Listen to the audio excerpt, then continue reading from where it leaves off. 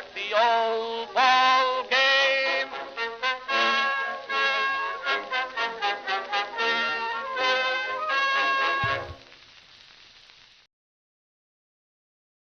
I apologize for Baltimore.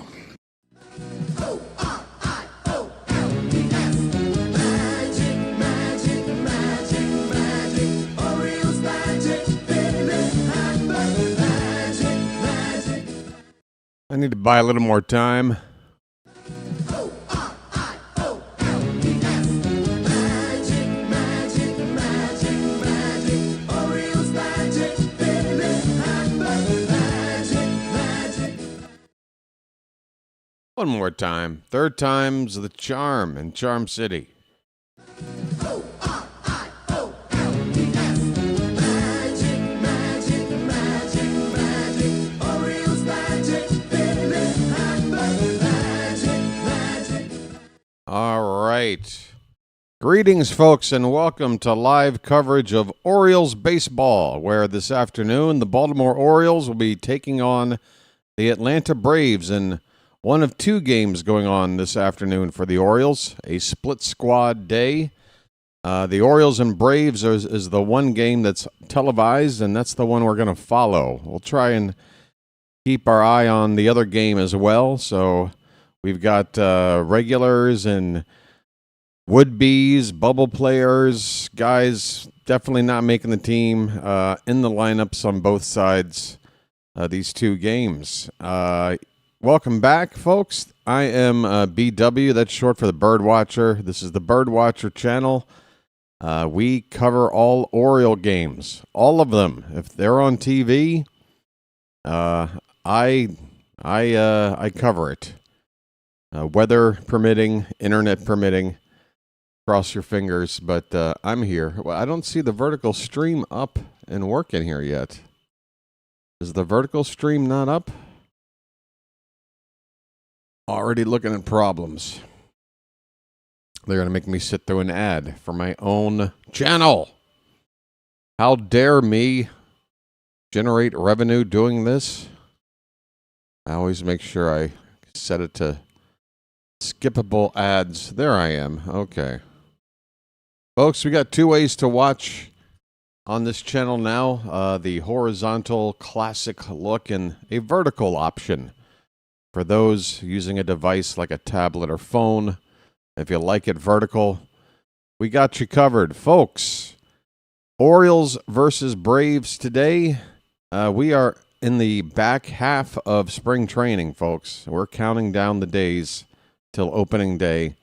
We're getting so close. We're talking 2 weeks and change until it matters. Yeah. Let's talk about the pitching matchup for the game we're watching. On the mound, I'm excited to see this guy get the start. It's Luis De Leon, 22-year-old left-handed pitcher. He is a top 5 prospect in our farm. The number 2 pitching prospect behind only Trey Gibson. And he's arguably even more exciting as a potential major league pitcher, Luis De Leon. He had a sinker topping out around upper 97, 97.9, something like that. He's only made one other appearance, I believe, so far in the spring. Yes, he pitched 1 inning, did not give up a hit or a walk. A clean inning from Luis De Leon. I believe he faced 4 batters. So how did he have a clean inning? Maybe somebody got on via an error? I'm not sure. But he didn't give up anything. And he'll be up against a right-hander for the Braves, a fellow by the name of Grant Holmes. And folks, you want to talk about mullets and baseball. Baseball and the mullet, folks. Those two go together like peas and carrots, don't they? Grant Holmes has got the mullet to beat all mullets. This guy is the Thanos of mullets. This thing is curly. It is beyond the shoulders. Business in front, and what a party he's got going on in the back, folks. Grant Holmes is on the mound for the Braves. Starting lineups. For the visiting Orioles. By the way, we're playing at, what is the name of this goofy ballpark? It's got a goofy name. It's Cool Today Park. Cool Today. I'll be the judge of that. It's 83 degrees and partly cloudy skies. I guess that's kind of cool. For the visiting Orioles, leading off playing center field, it's Dylan Beavers. And I don't have the names queued up where I want them today, do I? I don't know if Beavers is even in the board at the moment. But Beavers will lead off and play center field today. There he is. Nice beaver. Ryan Mountcastle, who's off to a great start, 7 for 18, hitting .389 in the spring. He's batting second and playing first base. Okay, mount up. We have Sammy Basayo hitting third and doing the catching. Sammy. Brian Ramos at third base is the cleanup hitter. Reed Trimble in right field will bat fifth. Weston Wilson is going to play left field. He is hitting sixth. He's off to a nice spring, 5 for 12 with a home run, hitting .417. Sam Huff will DH. He's a catcher, but he'll DH and bat seventh. Willie Vasquez is at second base, hitting eighth, and Jose Barrero at shortstop, batting ninth. For the Braves, leading off playing shortstop, Mauricio Dubon. Drake Baldwin, who, did he win the Rookie of the Year last year? If he didn't, he was certainly a finalist. Catcher, a exciting young player for the Braves. He's batting second. Matt Olson, veteran first baseman, will hit third. Austin Riley at third base will be the cleanup hitter. Mike Yastrzemski is in left field, hitting fifth. Eli White in right field, batting sixth. Michael Harris, the second in center field, will bat seventh. Ben Gamble is the DH, hitting eighth. And Brett Wisely will bat ninth and play second base. On the injury front, I'm noticing John Kinsey Noel, Big Christmas, who's having a nice spring. He hasn't played much, but when he has, he's looked pretty good, both in the field and at the plate. I'm particularly shocked at how good he's looked in the field. He made a nice play at first base. He made a nice play in right field. But he's day-to-day. I'm not sure with what. They don't have that on this report, but it is a day-to-day status for Noel right now. Everybody else, same status. Jackson Holliday's out till maybe the second week of April. Jordan Westberg out till probably June, and that's if everything goes right with his injections. For the Braves, they have a couple of guys, that are out. Their catcher, Sean Murphy, is out until May. And Spencer Schwellenbach, starter, solid pitcher in their rotation. He's on the 60-day DL, and he won't be back until June. All right. We are a minute past the top of the hour, so first pitch should be only a few minutes away. It's time to see if this game's going to come up on the TV. I've got a primary source ready to go. I got a backup source standing by, which helped me out with the World Baseball Classic last night. Folks, Team USA, if you weren't here hanging out with me on the channel last night, we sat and watched Team USA beat up on the Brazilian team. There was a period where it was somewhat of a game, but the U.S., I think they had like 16 walks. And they left a lot of guys out there. They had chances to pull away in that game, but it took a little while. Eventually they did. Very, very strong lineup for Team USA in the World Baseball Classic this year. Okay. Well, the primary stream is going to have to take a back seat, I guess. It is after the top of the hour.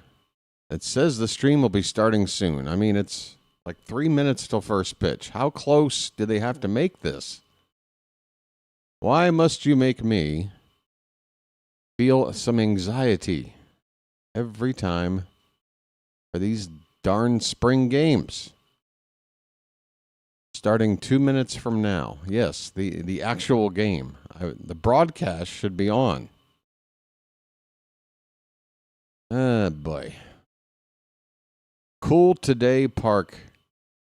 Cool today, hot as shit tomorrow. Am I right, folks? All right, it says commercial break in progress. I think I'm in. I think I'm in, folks. In like Flynn. Let's get this to the full screen if we can. All right. We've got the vertical stream up. If one of my mods would be so kind to just pop into the vertical and stream and just leave a hello. How you doing? Make yourself at home kind of a thing. That would be great. Charm City Chat, how are you? Thank you for returning. Another day of baseball. Day-night doubleheader. We have USA against Great Britain tonight. I've got my Burger King crown on standby for that. Chawa is here. George Ford. Pickleball GMA. Pickleball GMA. Phantom is here. Travis H. Warren Boom. Good to see you, buddy. Royal Pita. Good to see you. Michael Mertig. Yeah, I think that covers everybody who said hello in the chat. There's the game. Looks like I'm watching the Braves broadcast network, whatever that might be. That's fine with me. Let me see if there's any other notes to go over before we get started. Sunday against the Blue Jays. Tomorrow there is one game on the channel. Team USA will have the day off at night. So just doing Orioles against Blue Jays tomorrow. That is at 1 o'clock. Tyler Wells is going to start that game. We have that information. Pitching today in the game against the Twins. I'll go ahead and give you the breakdown of that game. On the mound, Cade Povich will start against the Twins in the other split squad game. Keegan Aiken, Dietrich Enns, Yeremil Geraldo, and Grant Wolfram will all feature in that one. And I've got the lineups here for the other game against the Twins. And the game we're not watching. Okay, once again, just to be clear, this is the lineup for the other Oriole game against the Twins at their spring training complex. Heston Kjerstad leads off and plays left field. Adley Rutschman does the catching, batting second. Pete Alonso at first base, hitting third. Taylor Ward DHing and cleanup. Blaze Alexander is going to play center field for the first time, I believe, at least starting. That should be interesting. I kind of wish we were watching the other game, folks. I like this lineup better. Blaze will bat fifth, play center field. Kobe Mayo will hit sixth and play third base. Leody Taveras in right field hitting seventh. Tyro Estrada hitting eighth at second base. Dylan Beavers, first pitch swinging in the ballgame, flies one to left field over toward the foul line, and the catch will be made out there. One away. I could just barely not get that other lineup in. Batting ninth in the other game, and this is why I really wanted to watch, Wahiwa Aloy, who made his Oriole debut yesterday, got a couple at bats, drew a walk, got a hit, also played some shortstop and didn't make a mistake there. Now he's getting a start today against the Twins. Ryan Mountcastle's up now. 1 out in the inning. Just getting started, folks. Okay, mount up. The Orioles wearing their road gray pants with the orange jersey tops. Braves white pants with the dark blue jersey tops. Foul ball by Mounting makes it a ball and a strike. So yeah, Mountcastle, we got to make some decisions here, folks, because it's a good problem to have when you got more than one player that looks good enough to take a spot in your lineup, but you can't have room for everybody. Some guys that you wonder how they're going to bounce back after not so good of a 2025 are looking pretty good. Here's a swing and a miss. 2-2 on Mountcastle. And with Mountcastle, it's really tough because first base is pretty much locked down with the big signing of Pete Alonso. 2-2 pitch, swing and a miss. A slider that broke sharply out of the zone. Mountcastle down on strikes. 2 away. Defensively for Atlanta, Yastrzemski, Harris, and White left to right in the outfield. Riley at third, Dubon at short, Wisely at second, Olsen at first, Baldwin behind the plate. Here is Sammy Basayo. Sammy. And he checks his swing on a pitch low for ball 1.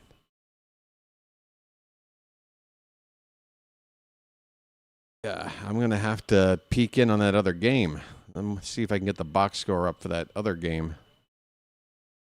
Here comes the 1-0. That is also low, 2-0. I probably also need to fix the display now that the game has started. Yes, sir. Let's get to work on this.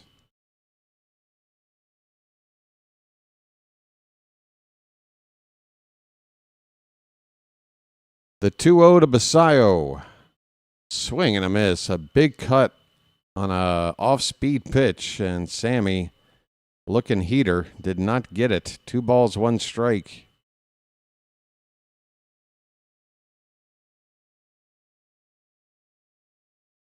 The 2-1 is low and in, 3-1. Hey, folks, first bugle of the day. Basayo's up with a hitter's count.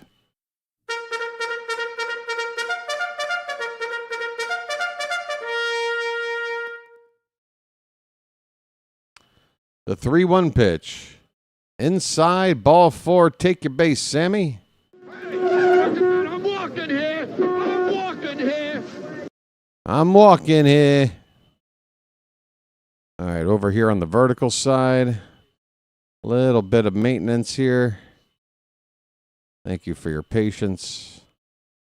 That should do the trick. Okay, here is Brian Ramos, 2 down, runner at first. He takes in the dirt for ball 1.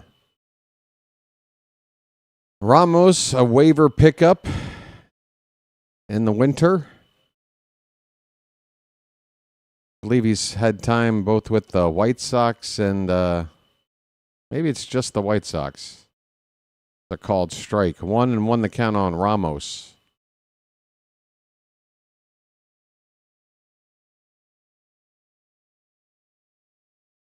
Still only 23 years old, Ramos. Pitch is in the dirt. The count is 2-1.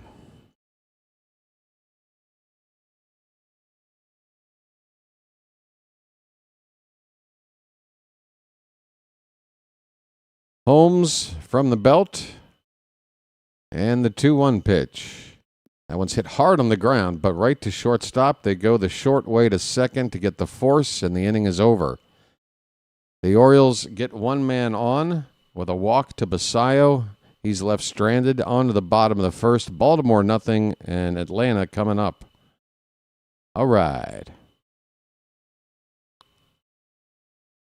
Hello there, Uncle Charlie. Welcome in.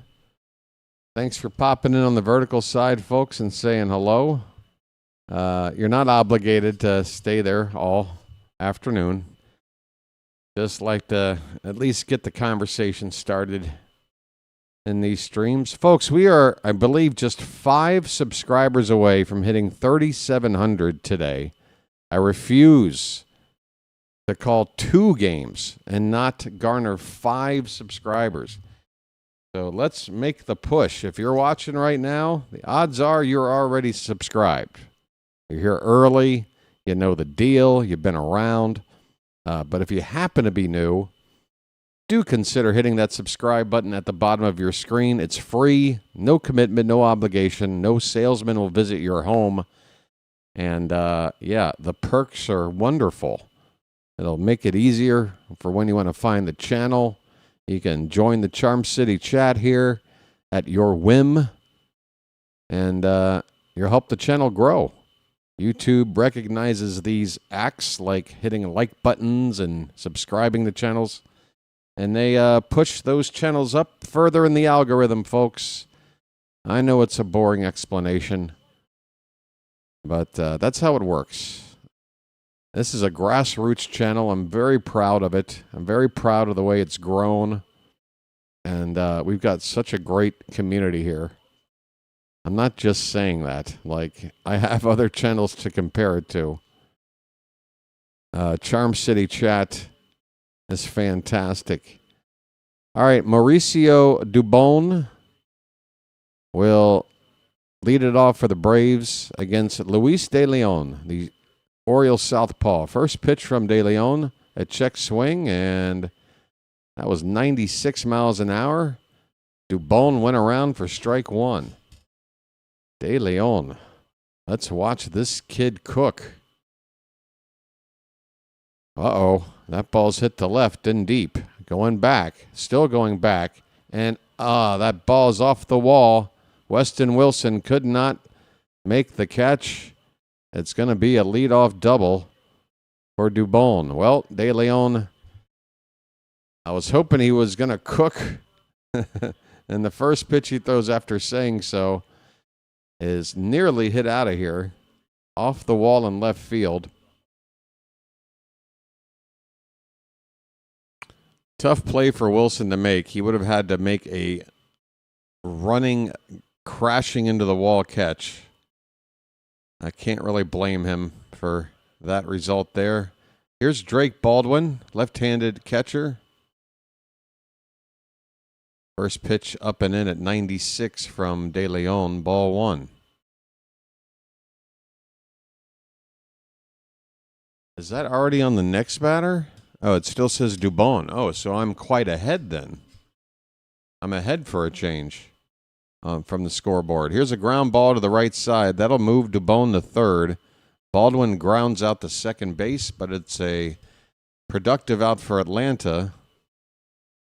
Dubon at third with one down. Defensively for Baltimore, Wilson in left, Beavers in center, Trimble in right, Ramos at third, Barrero at short, Vasquez at second, Mountcastle at first base. Basayo is behind the plate. We got quite the young battery here with De Leon and Basayo. Here is Matt Olson, ground ball right to first, and checking the runner at third is Mountcastle. He will, or is that Alonso over there? I'm sorry, Alonso. He will step on the first base bag, hold that runner at third for the second out. Nicely done. Besides that, it's all in the reflexes. Oh, it is Mountcastle. I'm sorry.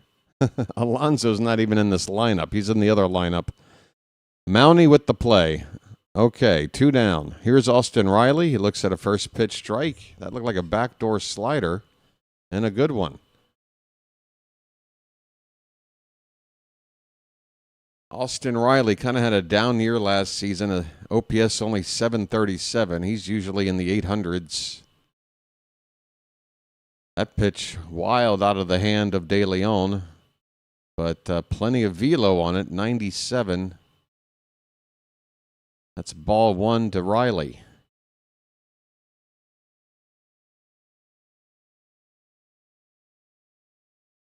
One pitch. This ball's popped up. I like the movement on these pitches, folks. That ball will get out of play for strike two. Basayo had a look.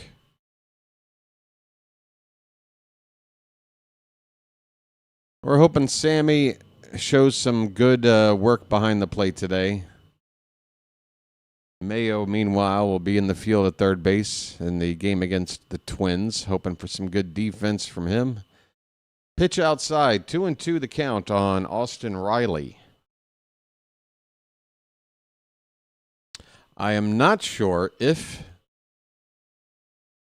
Vance Honeycutt is on either squad today, if he traveled. This pitch is outside, but clearly some young players have. Wahiwa Aloy being in the lineup in the other game would lead you to believe that guys like Ike Irish and Vance Honeycutt might make an appearance today in one of these games. 3-2 pitch fouled away. We'll do it again. Two down, runner at third in the bottom of the first, no score. Braves and Orioles. These two teams sort of had similar seasons in 2025. They both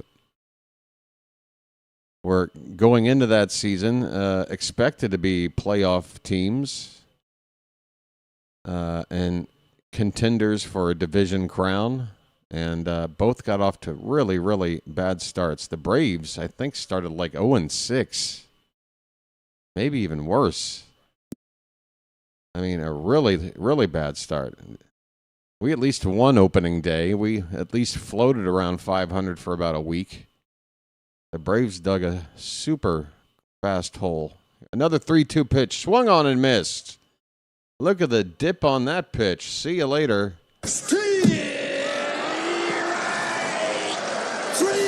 Well, y'all come back now, you hear? Austin Riley, grab some pine, my friend. Meet Luis de Leon. Oh, I like what I see. I like what I see. We go to the second inning. It's no score. All right.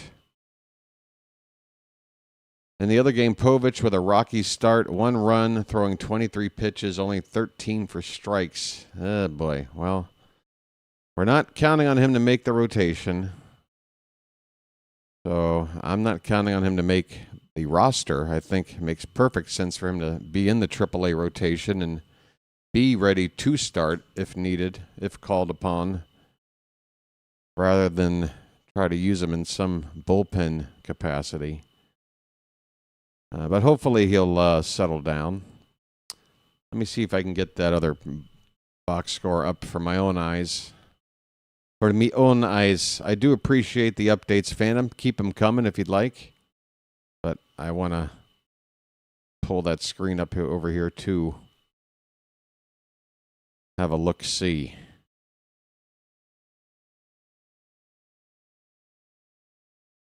I'm wondering if it says somewhere whether or not Honeycutt is with. I mean, I guess it's not a big deal. It's the streak is over, but he's still batting 1,000.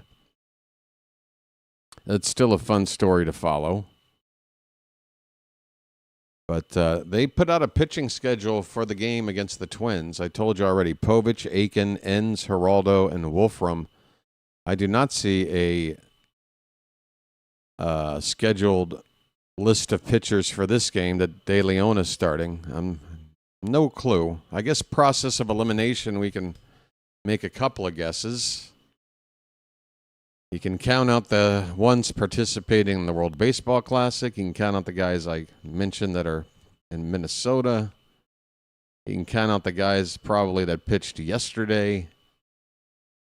And then whatever's left is probably what you'll see today. The wind is whipping out right to left at the ballpark here where the Braves play. What is the name of this? Cool Day Park?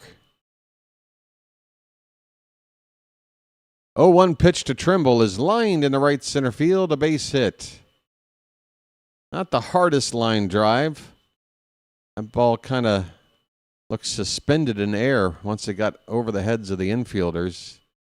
Settled down in shallow center for a base hit. All right, folks, turn on that faucet.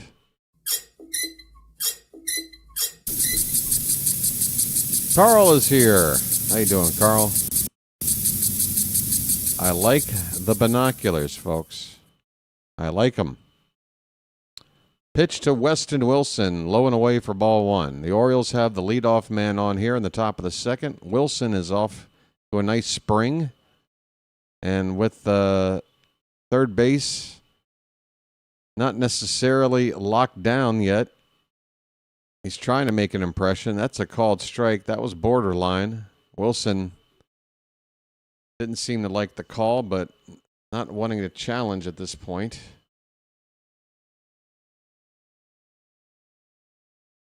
Wilson's average is at 417 coming into today. We're only talking about 16 at bats, something like that. Probably like 7 for 16, 6 for 16. But he's got a home run in there, a couple of doubles as well. 2-1 pitch. Hit on the ground, third base side, and foul. 2-2 the count. And with Wilson now playing in left field today, showing that There's some versatility with him as well. Third base, left field. The count is 2-2. Here's a check on the runner, and Trimble does just get back in there. A little bit close.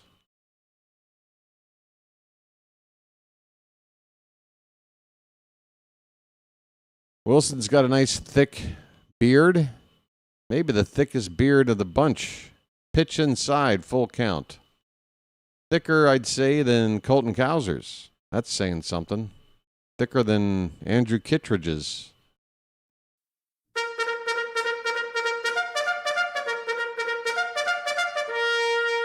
Payoff pitch coming. Let's see if Trimble takes off. Pitch. That is called strike 3, and immediately Wilson challenges this call. It might have been low. This is a strikeout or a walk, so I would challenge. And what a great challenge. It is ball 4. It was low and in by a half an inch. And that just shows you the power of the challenge, folks. It turns a strikeout and an out with a runner at first into a walk and 2 on and nobody out. How about that? I'm walking here. I'm walking here. I need a we win a challenge button. I'm going to work on that because we need a special button for a moment like that. That's nice. All right, here's Sam Huff. First pitch is low and away, ball 1. 2 on and nobody out. Got to score in these situations. Swing and a miss. The count is 1-1. Get him on.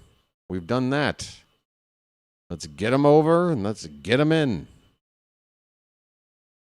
It's a 3-step process. Sometimes you can skip the middle step and hit one out of the park. Line drive. Foul on the third base side. Hitting the tarp down there. 1 and 2 on Huff.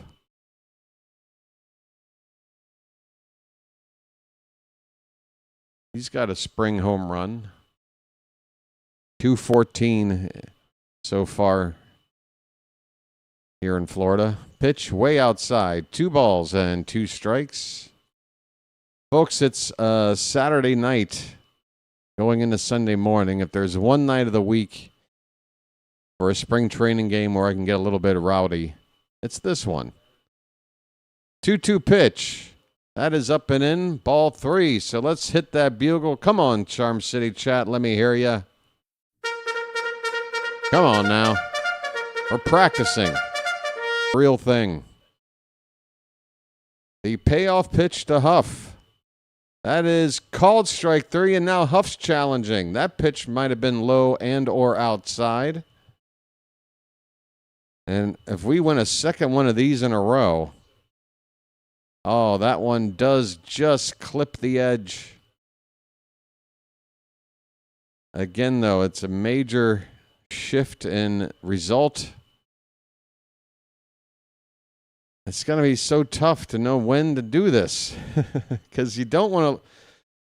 You feel confident, you know the zone, you got that first call, but now you're down to 1 challenge, and we're only in the first inning. So 1 out, and the batter is Willie Vasquez. He takes inside ball 1. First and second still for Baltimore.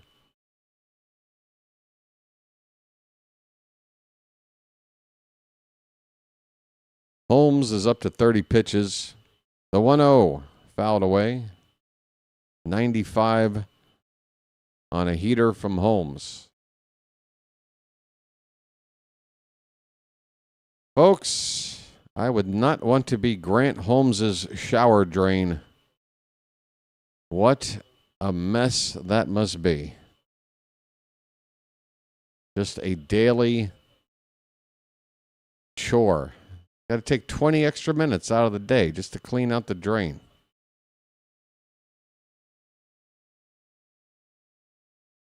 One and 1 the count. The pitch just a bit outside.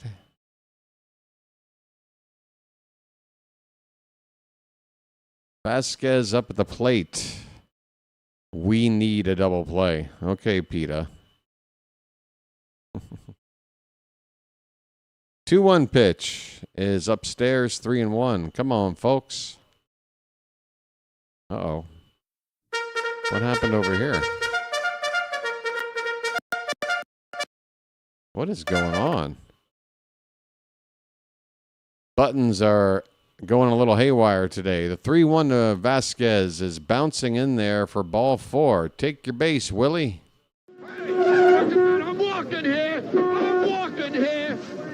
All right. Well, apparently we have a couple of Braves fans here that are super excited about rooting their team on. I guess Charm City, it's up to you to make some noise for the Orioles. We've got the bases loaded. I don't know about you, but I'm in the mood to get on the board here. Dropped a suggestion for ABS successful challenge clip. Oh, in the Discord.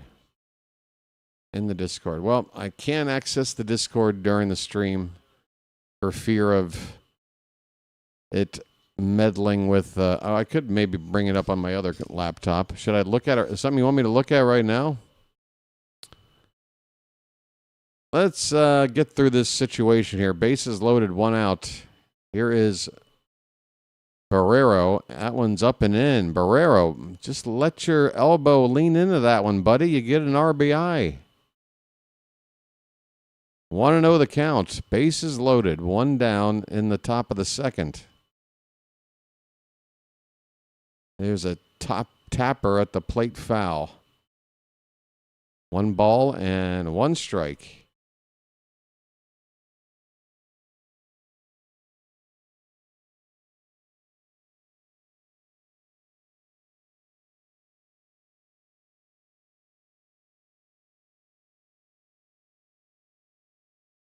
Here comes the 1-1 from Holmes. That is upstairs.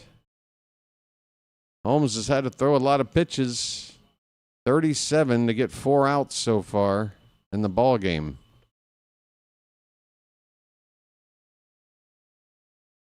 Barrero ahead in the count, 2 balls and 1 strike. Bases loaded. The pitch. There's strike 2 taken. A slider in the zone all the way in. Started in the inner half, wound up on the outer half of the plate. 2-2 the count. Got to put it in play, Jose. Got to put it in play. The pitch. That's hit on the ground. Foul down the third base line. Just couldn't keep it fair. And Barrero, it looks like he might need a new bat. Next pitch will be the 40th from Holmes. Trying to get on the board here. Major opportunity to do so.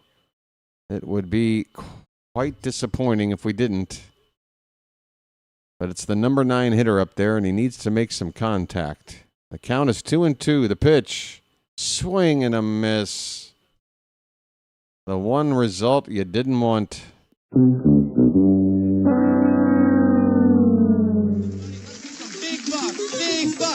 Stop it all.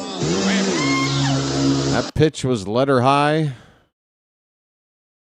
And Barrero chased it out of the zone to strike out. 2 down, and that's going to do it for Grant Holmes.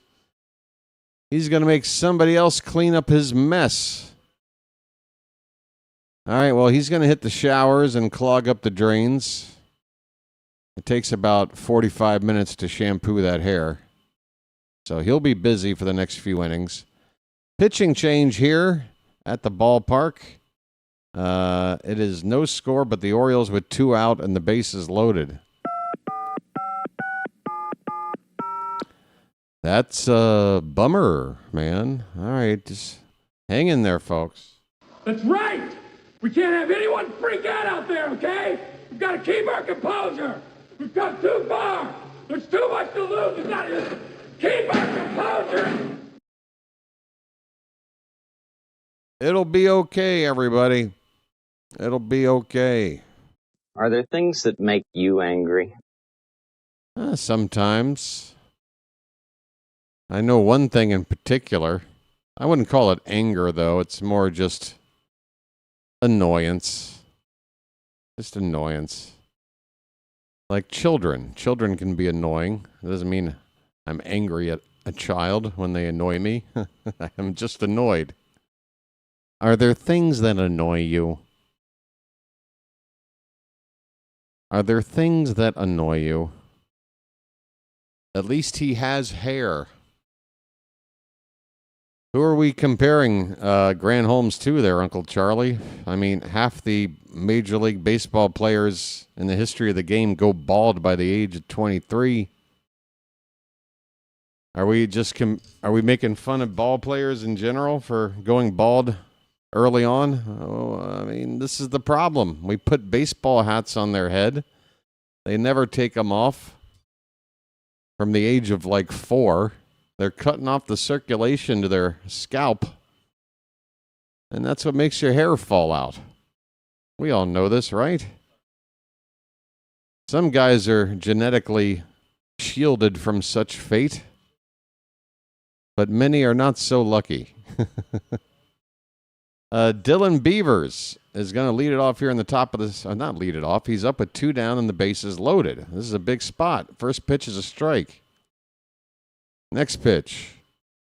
Fouled back. It's quickly 0-2 on the Beav. Get those Beavers up in the chat and quick, folks. He's down 0-2. The bases are loaded with 2 down. Nice beaver. Thank you. Hurry up. We need more Beavers. Pitch. Just inside. 1 ball, 2 strikes.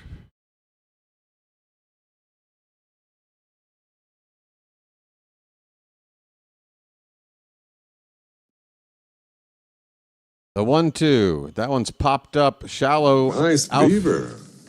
Thank you. That was a delay. As shallow center field, the shortstop goes out to catch a pop-up, and that'll end the inning. Beavers leaves them loaded. The Orioles leave them loaded. They had bases loaded with only 1 out and come away with nothing. I don't like it. I don't like it. Big buck, stop it all. Well, now Uncle Charlie's just showing off. Well, I've got a full head of hair, and I've been wearing a hat since a child. I'm 65. Well, we can't all be you, Charlie. Lucky you. Hey, Rhino, how you been, buddy? Long time no see. Rhino's taking a bit of a hiatus, I'm assuming. Football season's over. You definitely deserve a break. Rising Rhino, folks. He may not be active at the moment, but about 350 days out of the year he is. If you haven't already checked out his channel, I encourage you to do so. He's a mod here, so if you click on his name, it should give you the option to go to his channel right now and just get it out of the way. Get subbed up over there and hop on back here. And the next time he's streaming, you might get his event to pop up in your feed, and you'll be like, huh, I didn't know somebody calls Canadian football. Let me check this out. Anything football, Rhino's all over it, folks. He's covering football leagues nobody's ever heard of. All right, that sounds like a backhanded compliment. You know what I mean. If it's an oblong-shaped ball with skin from a pig, Rhino's all over it. All right, that doesn't sound good either. Mike Yastrzemski's leading off the bottom of the second inning. First pitch, look at that. Little front door slider there from De Leon, strike 1.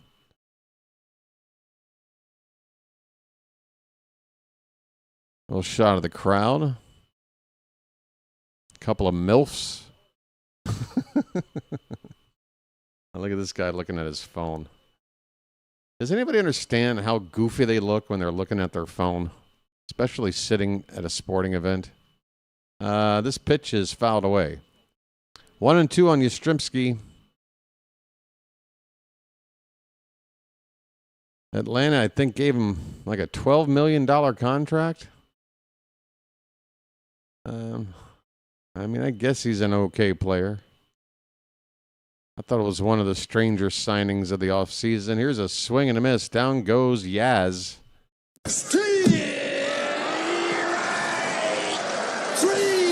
Well, y'all come back now, you hear?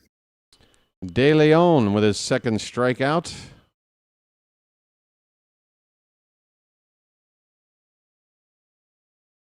Slider breaking away from the lefty batter. Eli White at the plate. He looks at one well outside for ball one. In the other game, Povich bounces back in the second. 3 outs on 11 pitches, 7 for strikes. A much cleaner inning. Thank you for that, Phantom. Swing and a miss. White chases one outside. 1-1 the count.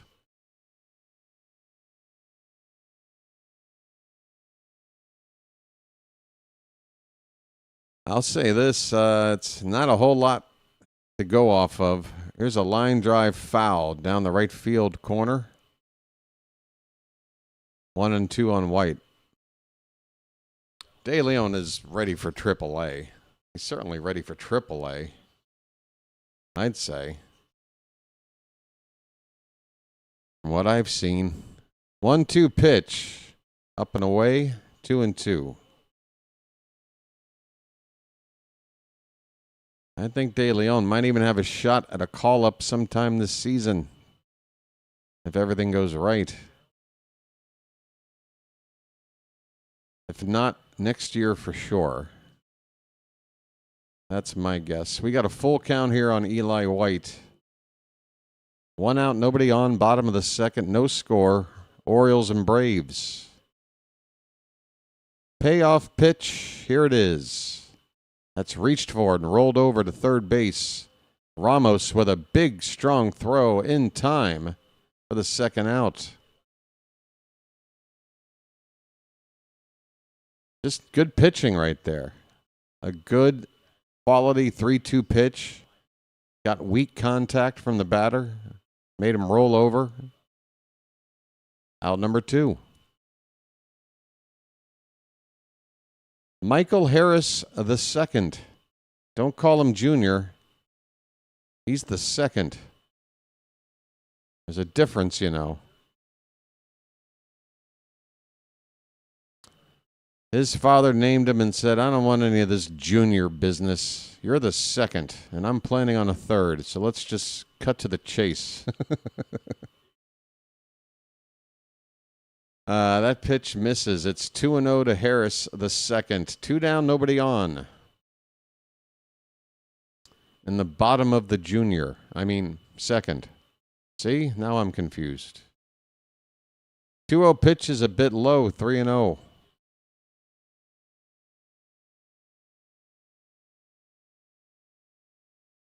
Pitch count is perfectly fine for De Leon, but he's behind 3-0 on this batter. And on 3-0, he gets it over for a strike.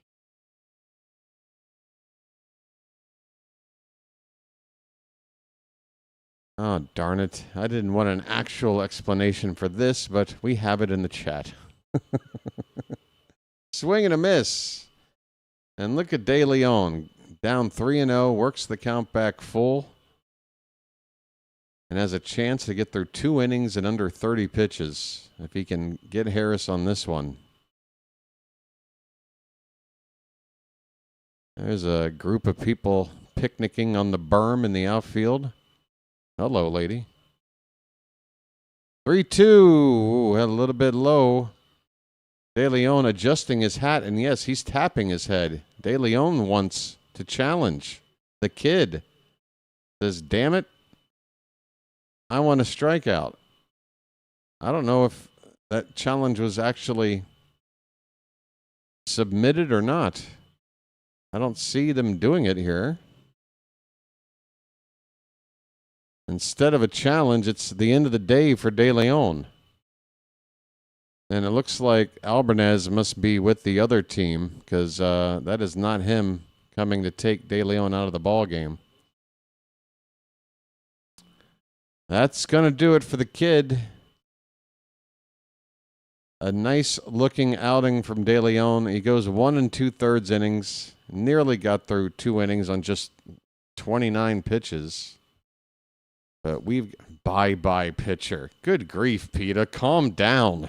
It's spring training against an interleague team that you should have no reason to care about. God. Are you not watching to sort of monitor like how certain players look or get a look at a new guy? Like, what are you really trying to get out of this game, Peter? Is this like a must-win game for the Braves? I didn't realize. That's hilarious. Bye, pitcher. Yeah, you with your 2-out walk and a scoreless game with 1 hit apiece. That's it. Hit the showers.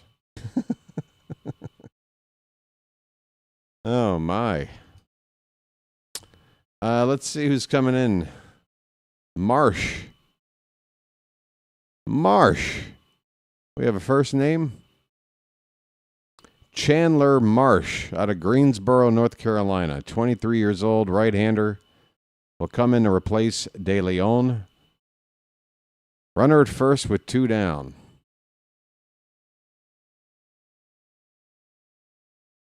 Here's that box score for Orioles Twins. It's 1-0 Minnesota in the bottom of the 3rd in the other split squad game. Oh, well, look at that little baby. Would you look at that little baby?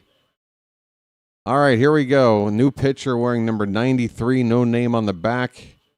And this looks like one of those, we're going to bring you in to get 1 out and then go back to somebody that might actually make the team.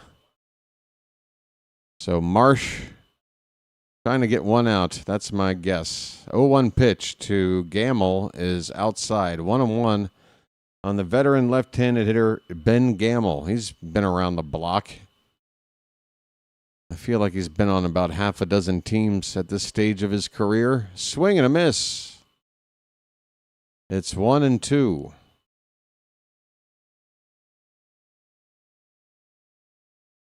Povich has now completed 3 innings, giving up the 1 earned run and 1 hit. So it does look like he has settled down. 1-2. That is a breaking ball called. Strike 3. Gamble gives the ump a look as he turns to head back to the dugout. So this guy comes in. This guy. What's your name, buddy? I've lost you already. Where'd you go? Oh, I'm going to have to refresh the page. This guy got that out. And we are still scoreless. Bye-bye, batter.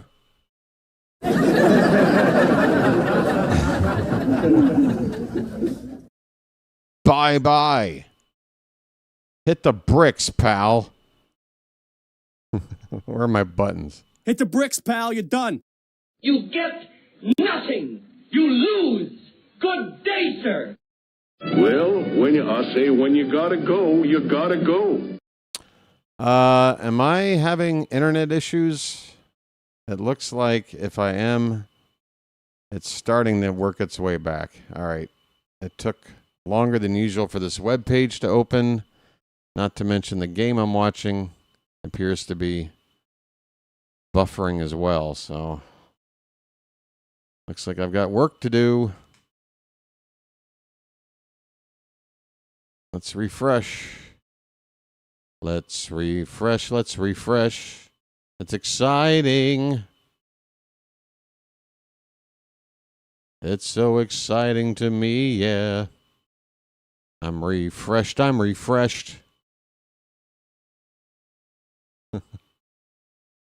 right, we're back up. Okay, everything's back up. Looks like just a minor bump in the internet road. George has been buffering a few times. All right, man. Keep an eye on that. If buffering persists for more than 72 hours, consult your local physician. All right, so Grant Holmes was allowed to take a seat and let that other guy finish the inning. Now Holmes comes out again to start the third. So no shower yet for Holmes. He's facing Ryan Mountcastle. It's ball one to Mountie. Next pitch is hit in the air toward the right side and out of play. What is up with my soundboard? It is on a delay. No, I didn't want to do that. Okay, mount up. Wow. The 1-1. Mountcastle lifts it to center field pretty deep, but Harris is going to have room. Just as he gets to the track, he makes the catch. One down. Okay, mount up. I mean, am I not getting anything out of this soundboard now? Oh. How did the mute button get hit? There we go. Okay, mount up. All right, we're back. Here's Basayo. Here's a breaking ball on the outer part of the plate. It's just off the plate for ball one. Sammy. Sammy. I want you to hit the ball very, very hard. Swing and a miss. That pitch went down toward the dirt. 1 ball and 1 strike.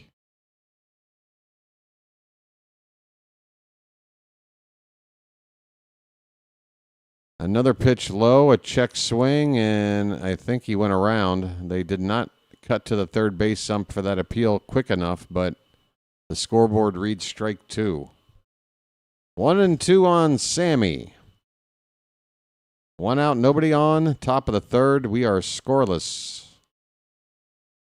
Holmes kicks, delivers, outside, 2-2.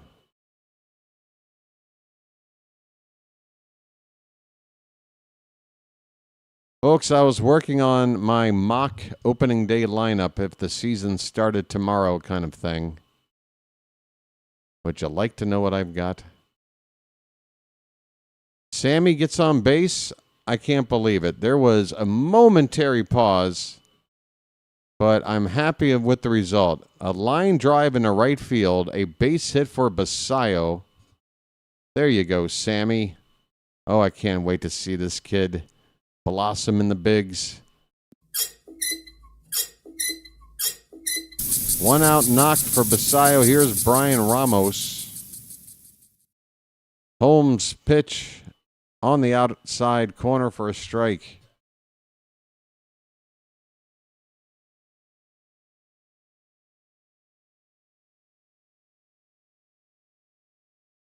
Oh yeah, there was something going on with the stream. There's a yellow warning sign. Hey, folks, we're going to do a lag check here in a moment. The count is 0-2 on Ramos.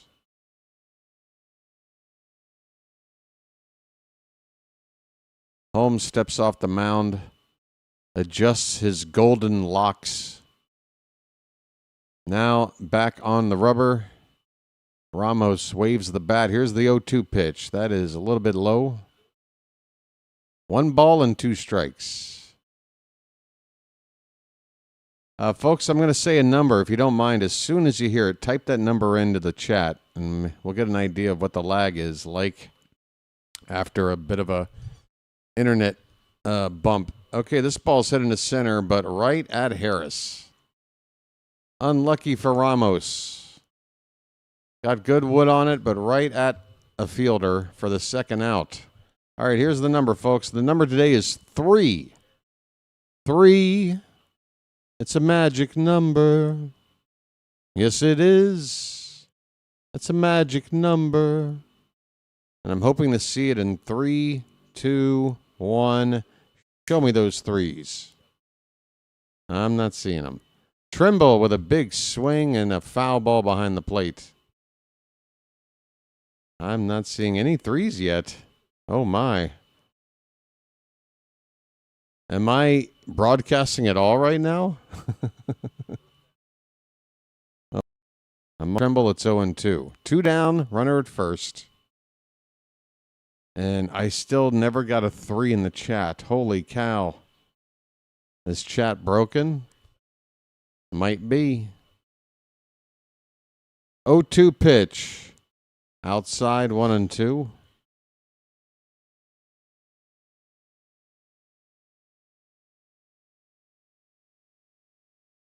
Huh.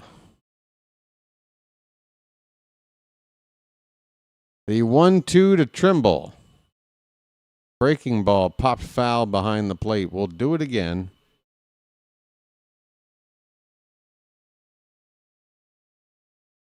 And somebody is now typing in a 5. Thank you for your cooperation. That was the worst lag check in the history of the channel. Congratulations, everybody. Called strike 3. Trimble's going to challenge. That breaking ball looked like it got there low. Maybe it scraped the bottom of the zone. Here comes perhaps our last challenge. Hey, it's a good one. It is low by a couple of 4/10 of an inch. So this at bat will continue with a 2-2 count. A nice challenge by Trimble. There's the 3s. The 2-2 pitch. And that's hit on the ground. First side seems to be just fine. Just fine.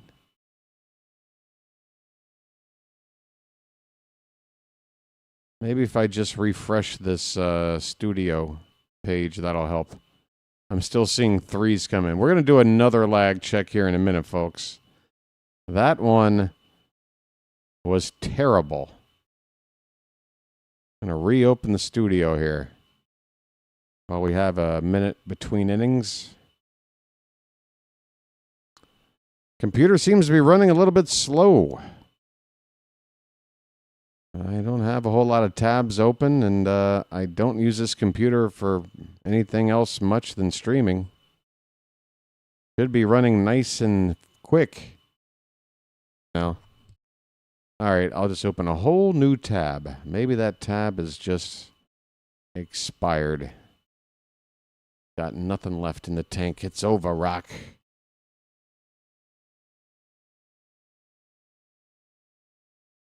Yo, what is the deal? I'm just trying to open youtube.com and I can't get in. Wow. So now I have 0. And now the vertical side is buffer space. Underhand flip by Mountcastle to Weston covering the bag. 1 down in the bottom of the 3rd.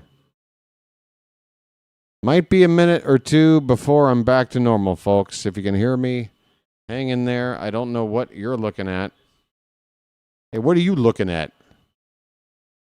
I don't know, but I'm trying to work my way back.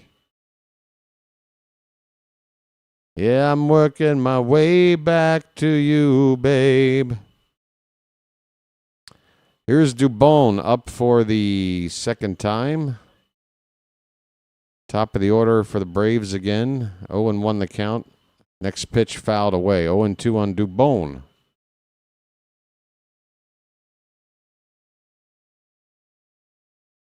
All right, so here's the vertical.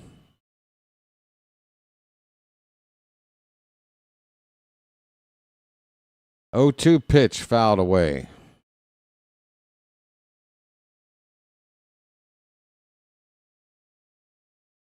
We control the horizontal. We control the vertical. All right, I'm back into the horizontal chat. I'm in here. Here's a ground ball at third base. Ramos picks it. Nice strong throw to first to get the 2nd out. All right, I look okay, I think. Is there a setting I screwed up today? Oh, low latency, that's good. Help us improve creator monetization during live streams. Why are you asking me this now? A survey? I'm a couple pitches behind. Well, damn it, I used to be ahead, wasn't I? Here's Drake Baldwin, 1-0 pitch, swing and a miss. 2 down, nobody on for Atlanta in the bottom of the third. 1-1 the count on Baldwin.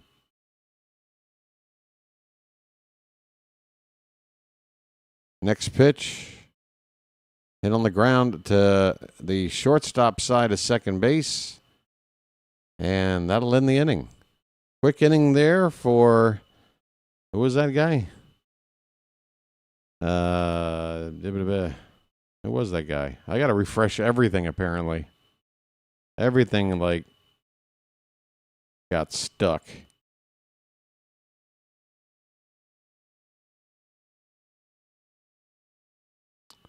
Weston with a nice quick inning of work there. All right, let me think about this. I could try to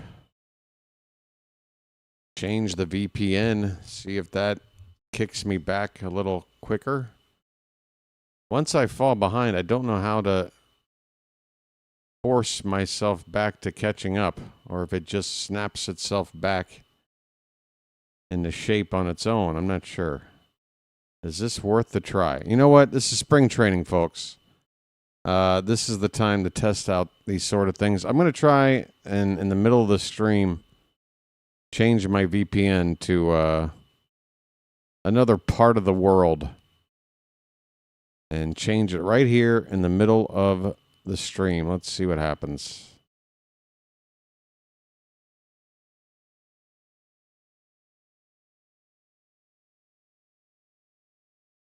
I mean, it's still searching for a server. That's already unusual. So even this process is not going as normal. Okay, connected. Gonna get myself connected. Hey, we got some Oriole fans that made the trip out here to the Braves spring training complex. A couple of Oriole hats in the crowd. All right. All right, we're gonna, oh, look at these kids chasing a ball in the outfield. Every kid's got a glove. Here's a new pitcher for Atlanta, Tyler Kinley. He was traded to the Braves at the deadline in 2025. 24 games, 25 innings with the Braves, gave up just 2 earned runs, just a .72 ERA. What a pickup. And I can see he's got something. That first pitch comes whipping in there. 94 miles an hour from Kinley for ball 1. But that ball had some almost wiffle ball movement to it. That pitch low and away. 2-0 the count on Weston Wilson. It's the 6, 7, 8 hitters due up for Baltimore. Wilson, Huff, and Vasquez.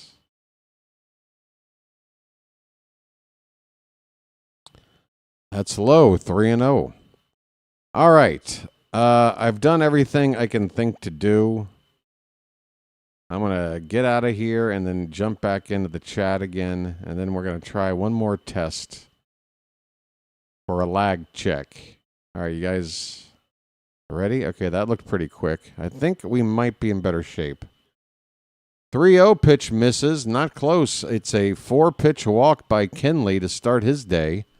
Thank you very much, Mr. Kinley. I'm walking here. All right, folks, if you don't mind, one more time. Here's the number. Type it in. Lickety-split. The number is 9. Hello, operator. Give me number 9. If you disconnect me, oh, you're in a world of trouble. Huff looks at there it is. Look at that. 9s galore. We're back. Michael in first. Brian, Phantom. Thank you, folks. All right. Look at BW working things out on the fly. There goes the runner. Throw down to second base is offline. It's a steal for Weston Wilson. This guy's doing a lot of things for us in the spring. Weston Wilson is now at second base with nobody out. Me likey. Hey, Mikey. Let's play some small ball here. Can we get one run? That's not a small ball swing from Sam Huff. He takes a big hack on 1-1 and he misses. It's 1-2. Get that runner over, Sam. Come on. Situational hitting. Practice. And he chases one way outside and doesn't make contact. Strikes out, leaves that runner at second. I swear. What is it? What is it when we get in situation? I mean, all you ask for is contact. I mean, I'm willing to bet we only struck out a couple of times today, and then we picked that moment to do it. Here's a ground ball by Vasquez, excuse me. That is fouled off to the left. One out with a runner at second. Couldn't move him up.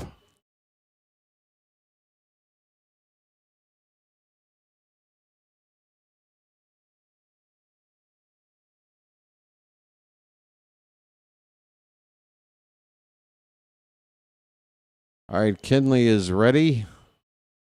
Here comes the pitch. That's hit in the air to the right side. Hanging up there. Eli White uses his glove to help shield the sun. He's got sunglasses on as well. I hope that's enough shielding. He makes the catch. That's 2 outs. So a leadoff hitter gets on base, steals second with nobody out. And he's still there with 2 down. Here is Barrero, the number 9 hitter. Struck out his only other time up.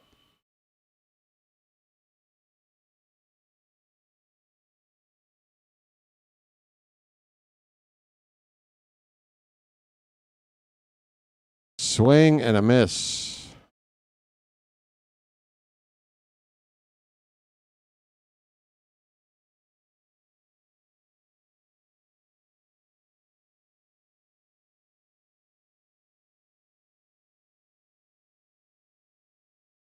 Two down, runner at second. The 0-1 to Barrero. Swing and a miss again.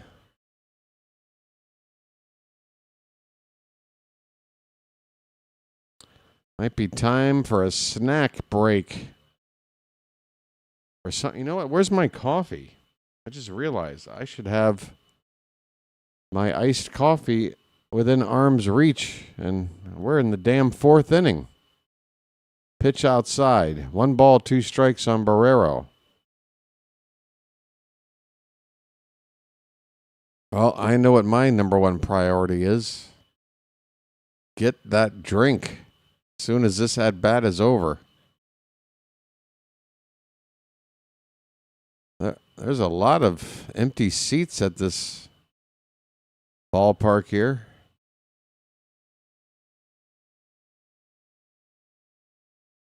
Here comes a 1-2. Hit on the ground, third base side, foul. There's a variety of different seating areas at this ballpark. In left field, you got an outfield berm you can sit on. Sit right on the grass. Out in right center, they've got like a mini center field bleacher area that's elevated, but there's nobody sitting out there. This pitch is low. 2-2 the count. They've got some sort of blocked off segmented areas in the lower bowl, some for table seating.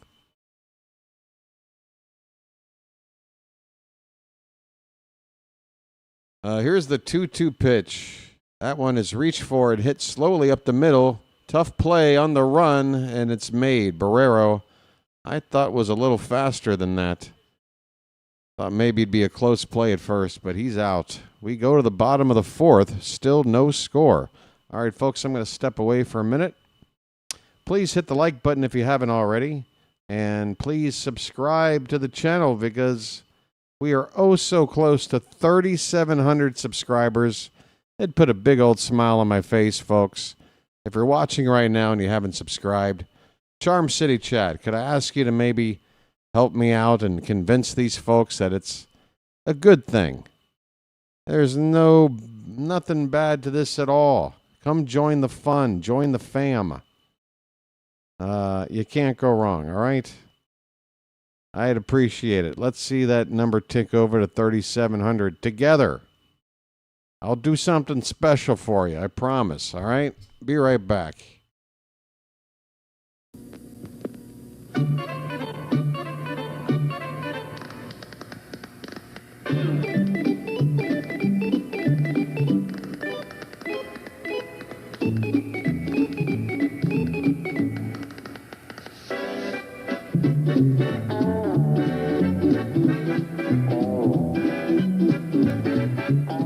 He met a strange friend in the Chesapeake Bay when Monday the Monster...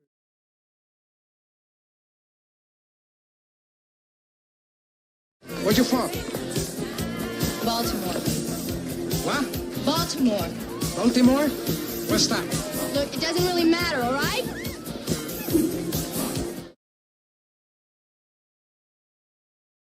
All right, looking over at the other split squad game. Cade Povich is now out of the ball game. 3 2/3 innings. Grant Wolfram is in. There's 2 outs in the top of the fourth. Povich's day is over. There's nobody on base, so his final line: 1 hit, 1 earned run, 1 strikeout. We are here in the bottom of the fourth. Matt Olson will lead off for the Braves. He's got a first pitch strike. Next one is fouled off. It's 0-2 on Matt Olson. At the plate for the Orioles, just 1 hit, and it comes from the one guy in the lineup who had not had a hit yet all spring, Tyro Estrada, who I believe when I checked the spring stats earlier this evening was 0 for 12 to start his spring. Swing and a miss. Olson strikes out. Nice job, Weston.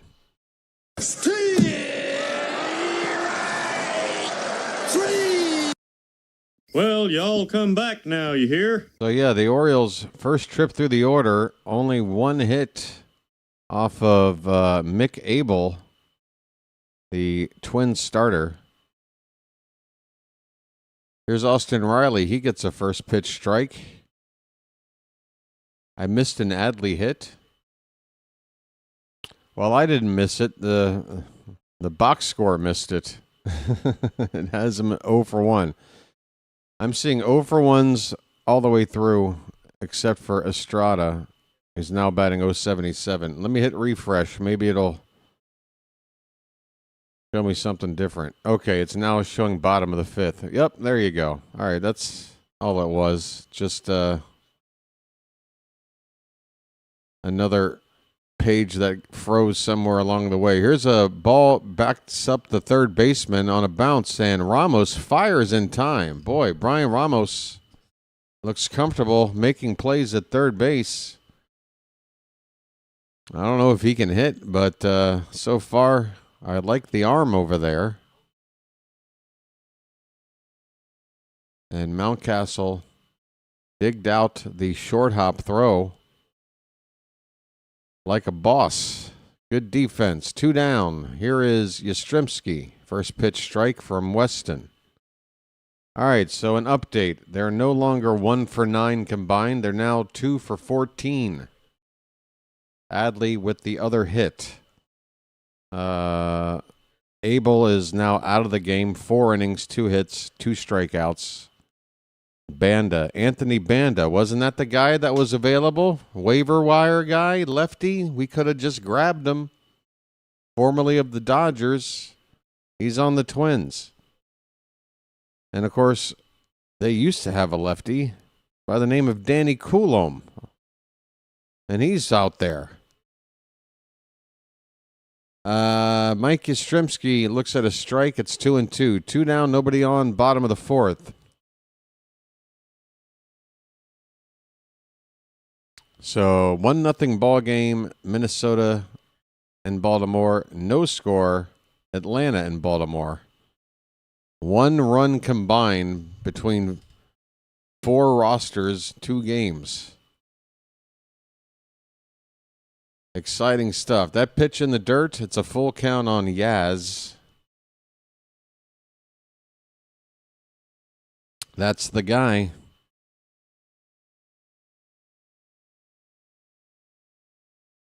All right, let's put this guy away. Payoff pitch.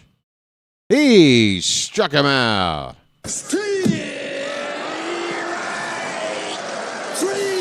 Well, y'all come back now, you hear? That's what I'm talking about. Hit the bricks, pal. You're done.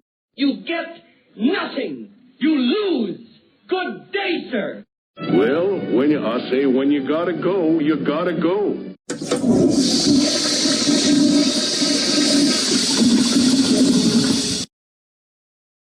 All right, we're on to the 5th inning. No score.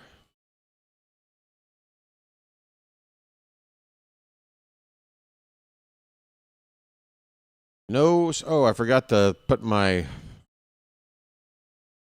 back on camera. My apologies. So many things to remember. It's only going to get worse with age. Imagine me trying to do this still, like into my 60s. It's going to be such... I need help. I need help, people. Eventually. There's just no way I'm going to be able to handle... I mean, I'm barely doing it as is. Barely. Yeah, I want to get a live look at the light count number because, folks, again, I can't help it. Just want to have a little milestone. It's been a long, long time since I've had a couple of zeros, roll over on that sub count. Let's see if it was only needing like 5 people to start the stream. That's all it would take. I'm hoping it's less than that right now. If it's still 5, then I guess the odds of it happening are pretty slim because this game's already about half over, right? We are 1 away, folks. 1. Perfect. What a perfect time to do it. Right now. Come on. If you're watching and you're not subscribed, you're the person. You're the one. It's meant to be you. You sub it up. We hit 3,700 right here live on screen. Everybody's happy. What do you say? Give it a chance. And if you're already subscribed, you can get a second account somewhere. Log in and sub up. Log out and come back. Let's just make that number happen, folks. Okay, we're in the top of the 5th. There's a lefty out here now for the Braves. And a 2-1 count on the batter. It's Dylan Lee. And this ball is hit into left center field, into the gap, and caught on the run by Yastrzemski. We're out number 1. That was that Beavers? That was Dylan Beavers lining out to left. He is now 0 for 3. Spring average down to 211. Mountcastle's up next. Okay, mount up. And we're there, folks. We are there, 3,700, folks.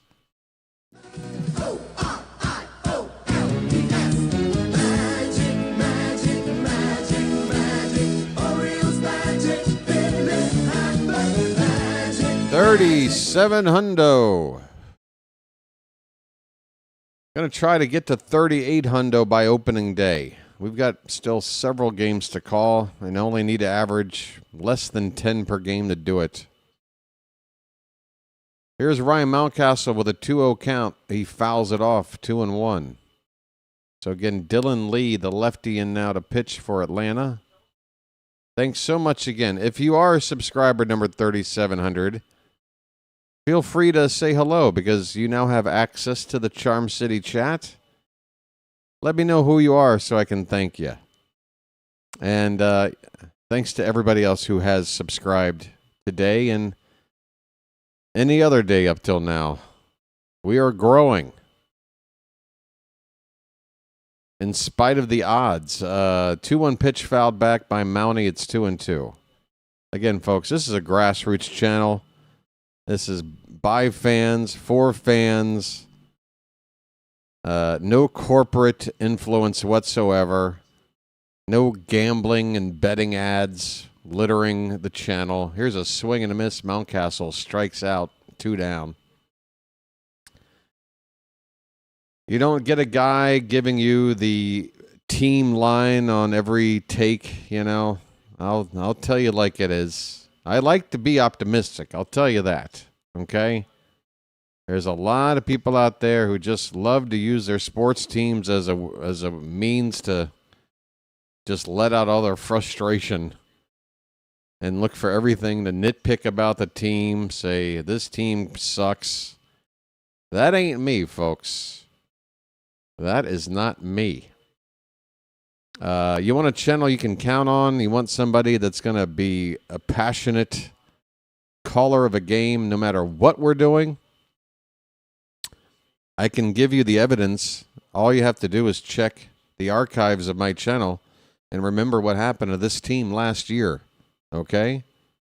2 months into the season, we were pretty much cooked in terms of chances of making the playoffs. We basically played 100 games knowing that we were playing a disappointing season. And did I let that get me down? Did I take a game off? No. Did I lazily call the remaining games just going through the motions? No. And if you want evidence of that, go back to the game September 6th. The 30th anniversary of Ripken breaking the streak when we played the Dodgers, broke up a Yamamoto Noto with 2 out in the 9th, only to come back and win it. Might be the best game I've ever called on this channel before or ever again. Basayo gets into one to right field. Stay up, stay up. It's caught up against the wall by Harris. Oh, Sammy just missed hitting one out. The wind is blowing today. Don't know if that had an effect. It certainly looked like a homer off the bat. But Sammy just missed one there. The inning is over. We are still scoreless. On to the bottom of the 5th. Halfway through. Nothing. And again, folks, I'm not here to stroke myself. Wait a minute, that didn't come out right. Stroke the ego. No stroking. I've never been into rowing much. Just the idea of sitting there and somebody with a megaphone shouting at you, stroke, stroke, stroke. Like, I get it. Like, that's my only job here is to stroke. I don't need you to tell me. Every second and a half. I get it. We stroke. You put the paddle in the water, you pull, and then you do it again.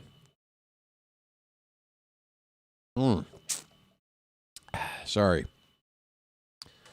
Sorry, I don't know anything about that sport. I don't know what I'm talking about. Top scoreboard needs to be refreshed, alrighty? Alrighty. By the way, folks, if you want to get my attention, you got to do what Phantom does. You got to @mention me. It'll pop up bright orange, and I can see it. Nice and easy. Otherwise, there's a chance I might not catch your comment directed at me, and I don't want anybody to think that I'm ignoring them. I just got to keep my eyeball on a lot of things, you feel me? I can't read all the chat, or else I'll fall behind on the other things. You didn't know what I mean. Okay, we got a first pitch ground ball to third base. We got a new third baseman. One hop throw to first in time. New first baseman as well. That's Creed Willems, a.k.a. Kenny Powers is in at first base. Let's see what the changes are here. There are several. Oh my, we've got so many changes. Weston is still pitching. That much stays the same. And the first pitch to Harris with 1 out is a strike. Michael Harris is 0 for 2. Oh, no, he's 1 for 1. I'm looking at the wrong guy. Line drive. Fair ball down the right field line. And Harris is going to have himself a double. Strong throw in from right field, but it's going to be late. A 1-out double for Atlanta. And let's get through these changes here for the Orioles. I'm just going to go through the lineup, okay? Leading off now and playing center field, Judd Fabian. Beavers is out. Creed Willems is at first base batting second. Mountcastle is out. Silas Ardoin behind the plate batting third. Basayo is out. Yearman, don't know his first name. He's at third base. He made that throw to get the first out. He replaces Ramos. Reed Trimble remains in right field, batting fifth. In the sixth spot, Sanchez is now in left for Weston Wilson. Sam Huff remains the DH, batting seventh. Hitting eighth is Willie Vasquez, and ninth, Jose Barrero. They're still in the ball game to get their one more at-bat in. But there you go. Braves lineup is the same as it was to start the ball game. The count is 1-1 on Ben Gamel. And the pitch from Weston is a little bit out of the zone. 2 balls and a strike. Hey, Wahiwa Aloy has a hit. Silent J went yard, folks. He's going to make the opening day team. I think Beaver, well, we'll see. I want to talk about playing time for some of these guys and how I feel like, gosh, there's so much to get into. We have to decide at some point. There's a challenge right now on the previous pitch. The pitch, according to ABS, is a strike. I'm not sure if we challenge what was originally called a ball or the other way around for Atlanta, but right now there's a mound meeting. Yeah, so we've got a few positions in the field that aren't necessarily locked down for an everyday player, right? We know Alonso's at first base every day. Gunner's at short every day. Cowser's going to play pretty much every day in center field. Taveras maybe giving him a day off against a lefty starter once a week, I'd say. Taylor Ward's going to play every day in left. What you have right now is second base and third base because of the injuries to Holiday and Westberg. And right field, where you have Tyler O'Neill, you got Dylan Beavers, and you got Heston Kjerstad. In the infield, you got Kobe Mayo, you got Blaze Alexander. You've also got Jeremiah Jackson. Don't forget about him. 3-2 pitches swung on and missed. That is the second out of the inning. Folks.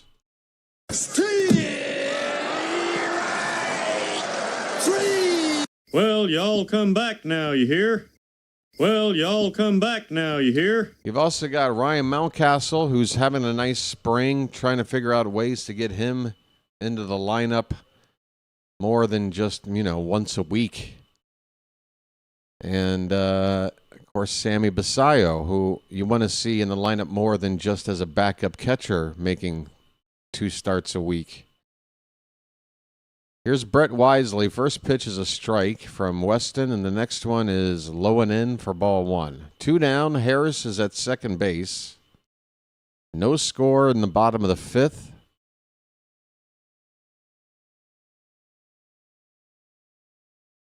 Pitch is high to Wisely, 2-1. So here's what I'm thinking. What makes sense is that Mountcastle and Basayo split time at DH. That O'Neill splits time with one of Kjerstad or Beavers in right field.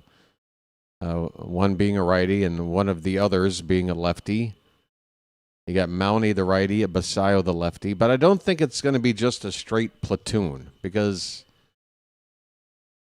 I do feel like Mountcastle should get some starts against righties occasionally. And I do think Tyler O'Neill, if he's healthy and looking good like he has early on this spring, I think he should probably get more at-bats than just exclusively against lefties, because if you platoon that way, the left-handed batters are going to get the lion's share of at-bats.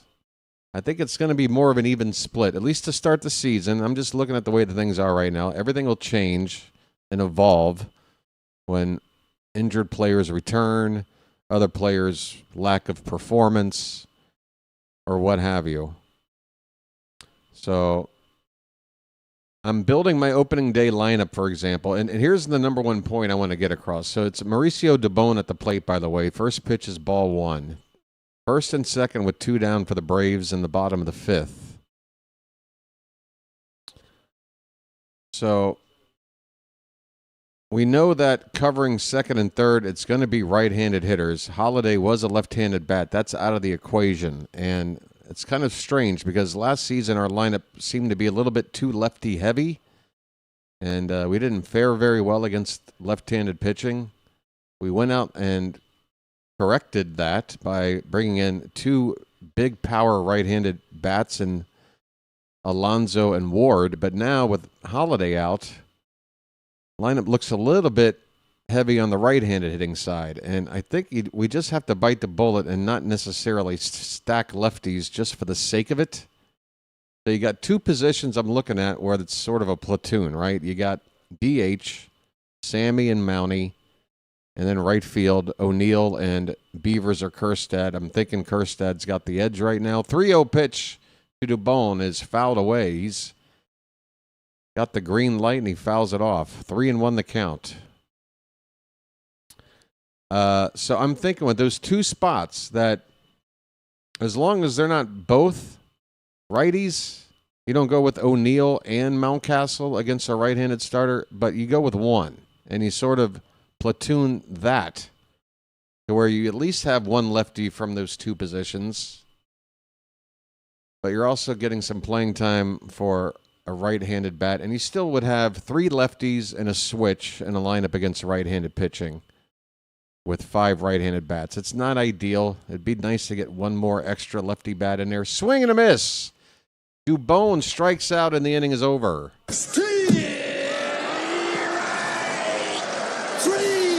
Well, y'all come back now, you hear?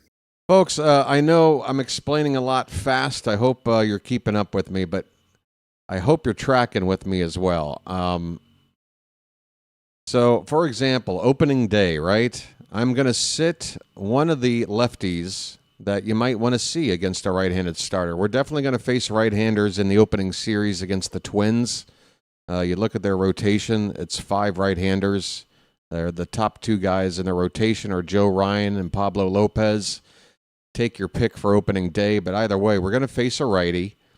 And the righty that I'm going to choose to play over a lefty is going to be Tyler O'Neill. Why? Because Tyler O'Neill on opening day. That's all that needs to be said. So Kerstad or Beavers in that situation sits. So because I am playing O'Neill, that means at DH, even though Mountcastle's having a nice spring, I'm going to sit him, and I'm going to get Basayo in there, because we do need a lefty bat there in the middle of the order with some pop to balance things out. But that's how I'm looking at it against right-handed pitching. I'm just going to not stack that extra left-handed bat. But again, this could change. I mean, if O'Neill gets red hot, then I think you play him every day, even though I don't want to risk his health. You know, if Basayo is going nuts, then you gotta get him in the lineup. But I think as an approach to try to give everybody a chance to be involved, keep everybody fresh, I'm thinking, that's the way you handle those 2 positions. You got a way to get everybody, maybe not the most at-bats you'd want from all of them, but a nice spread. And then, okay, second and third base, you got 3 guys for 2 spots. Kobe Mayo, I'm a little worried about being an everyday third baseman with the defense. Maybe with a couple of weeks to go, I'll change my mind. We are in the top of the 6th. There's a new pitcher for the Braves, Fuentes, and he's fallen behind the leadoff man with a 2-0 count. And the next pitch hits the batter. Number 94 just got hit with a pitch in the mid-90s. Ouch. Who is that? Can I get a name, please? I need to know where I am in the lineup, folks. All right, Reed Trimble, number 5 batter, which means that was Yearman who got hit. Here's a ground ball to short, to second for 1, over to first. Not in time. Trimble does get down the line quickly. That looked like a routine double play ball off the bat, but he beats out the relay. And that'll go down as a fielder's choice. 1 down in the top of the 6th. Trimble on at first. 63 people watching right now. Folks, we just hit 3,700 subscribers. We did. It's now reading 3,690 again. We're back to that old gag of enjoying hitting a milestone only for somebody to unsubscribe in order to take that joy away. Well, maybe there's somebody out there with a heart that isn't subscribed that would like to and get that number right back to 3,700. Here's a steal attempt. Trimble goes in feet first, and he is out. Drake Baldwin just nailed Trimble trying to steal second base.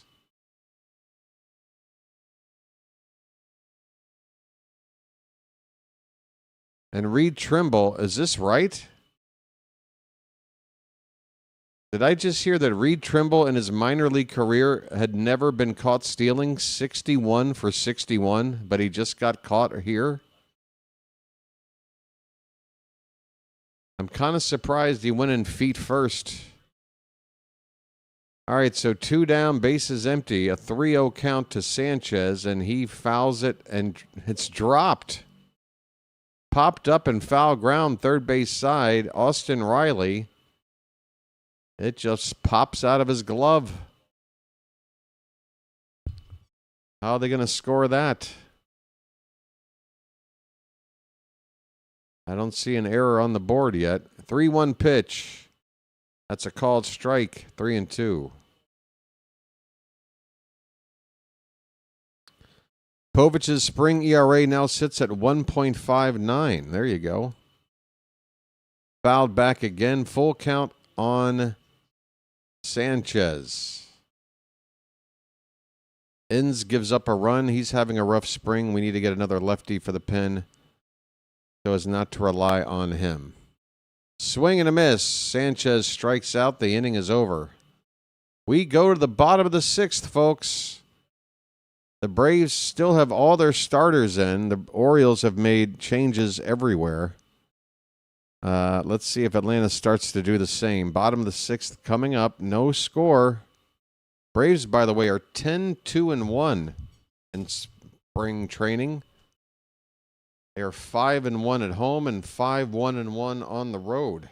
Tough team to beat.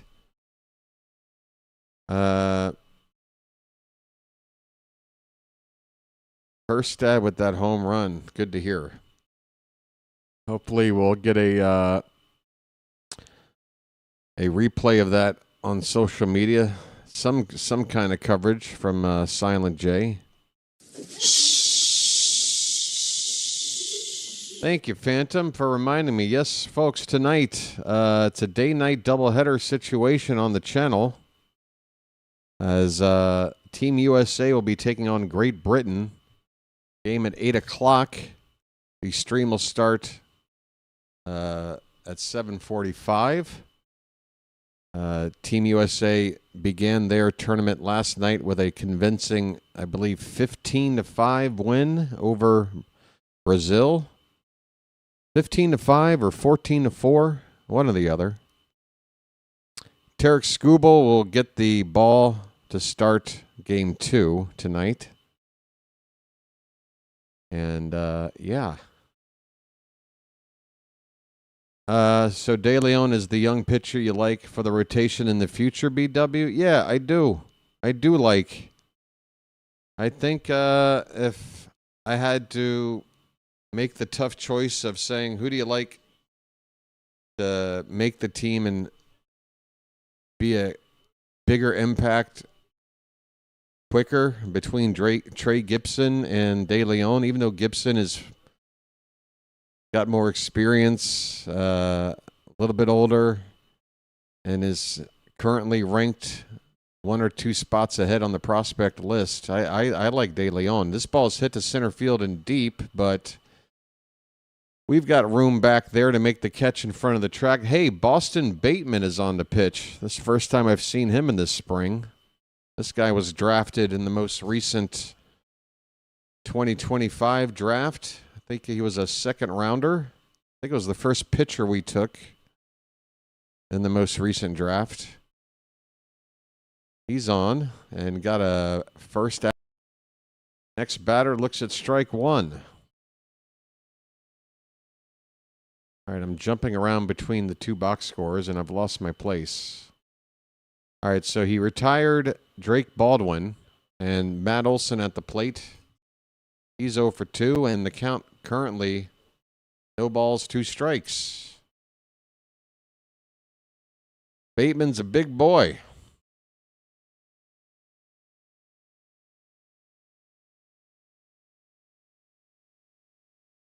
Wearing number 98. And the pitch is inside and low to Olson.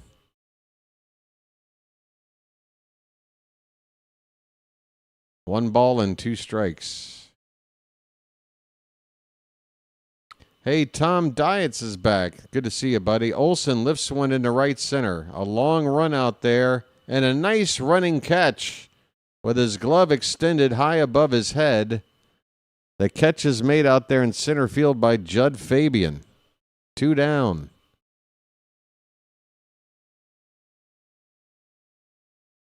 Good job, Judd.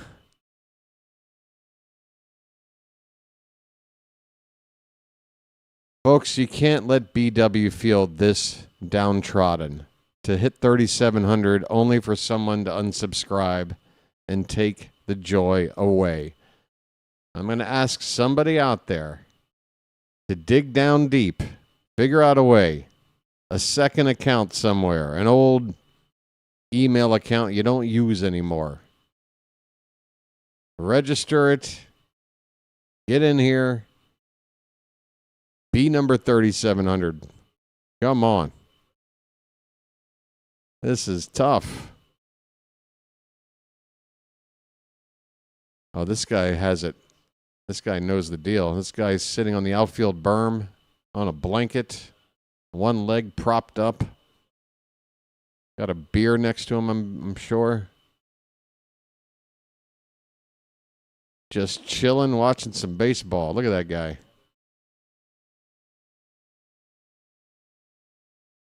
All right, the 1-2 to Austin Riley. 2 down, nobody on. That pitch is way outside. 2-2. First look at Boston Bateman.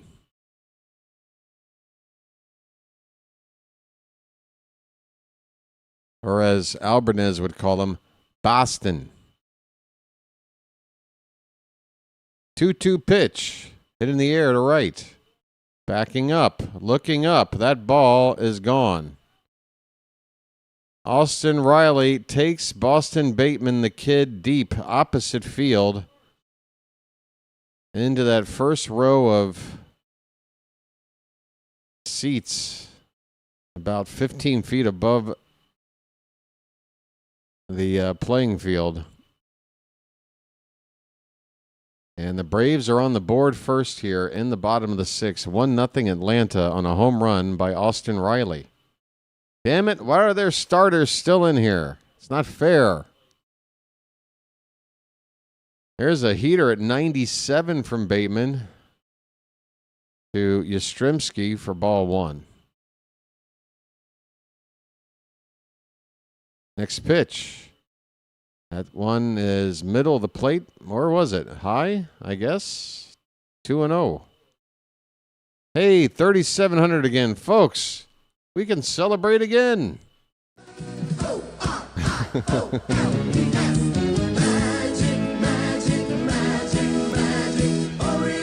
We did it.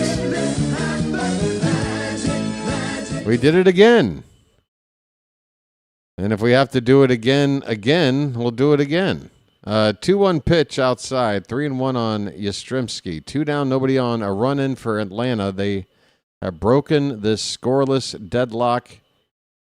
It's 1-0 Braves.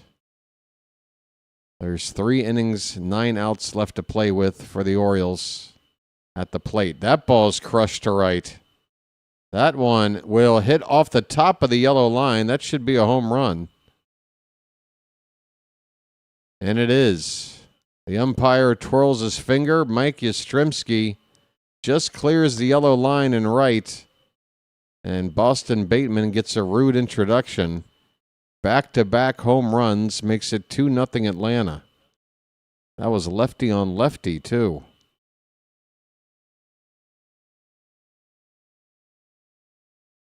That was a pure lefty swing there from Yastrzemski.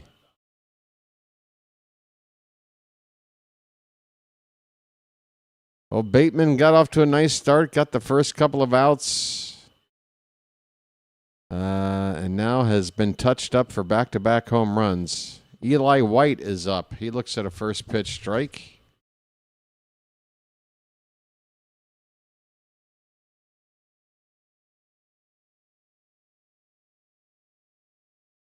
The 0-1 bounces in there. 1 ball, 1 strike. Bateman does throw from the left side. And he's about Tyler Wells' size. I mean, he's a big dude. This pitch is fouled away. 1 ball and 2 strikes.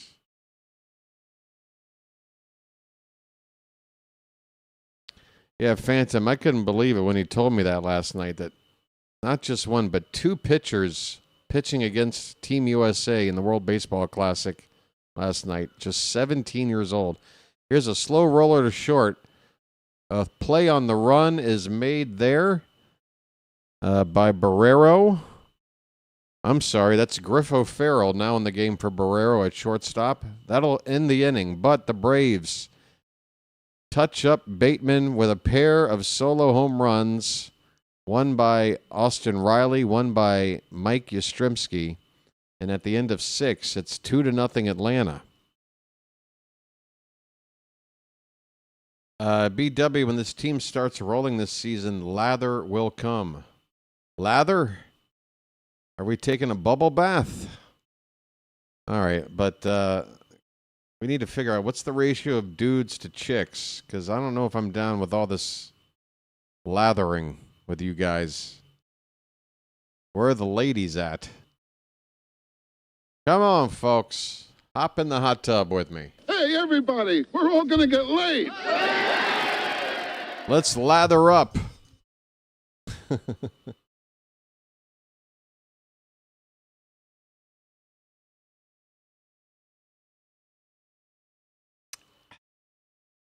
Seventh inning about to get started, and the Braves have yet to make a single change in this game. What are they trying to do here? They're using us to simulate a real game because they know how tough a team we are. That's my theory. That's why they're doing this, right? Sure, BW, sure. Hey, folks, I'm going to step off screen for a sec. Don't you go far, okay? Thanks once again for getting us to 3,700, folks. And we're going to keep on trucking, right? On the road to 3,800. This train don't stop. All right, one moment. All right, I guess I'm going to have to call a little bit of this off screen. Fuentes is out here to pitch once again for the Braves. First pitch is a strike to Sam Huff. Bottom of the order up for the Orioles. That looks like a foul tip for strike 2. 0-2 the count. And a swing and a miss and a wave of the bat there by Huff.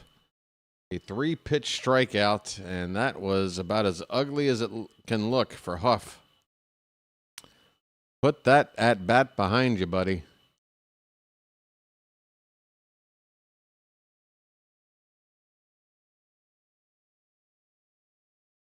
Willie Vasquez takes ball 1. Vasquez is still in the game.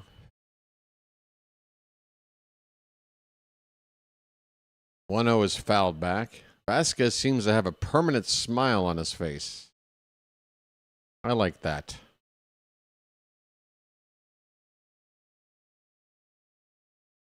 1-1 pitch. Swing and a miss. 97 on the gas from Fuentes.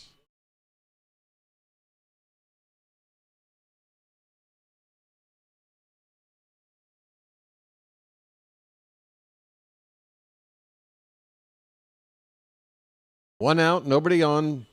The 1-2 pitch. Swing and a miss, and back-to-back batters strike out. 99 on that heater. Up in the zone, probably above the zone for strike 3. Down goes Vasquez.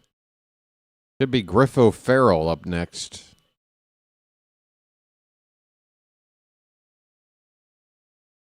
And first pitch to him is ball 1. That's at 98. Man, this guy throws nothing but gas. Swing and a miss. 98 again. Heading out in about 10 minutes. I'll be around the middle of the BP. 3 rows back. Oh, right. Oh, Phantom's about to head out to see the World Baseball Classic game tonight live in Houston, folks. Wish Phantom well. Please have a safe trip, sir. And do whatever it takes to advertise this here channel. Come on, man.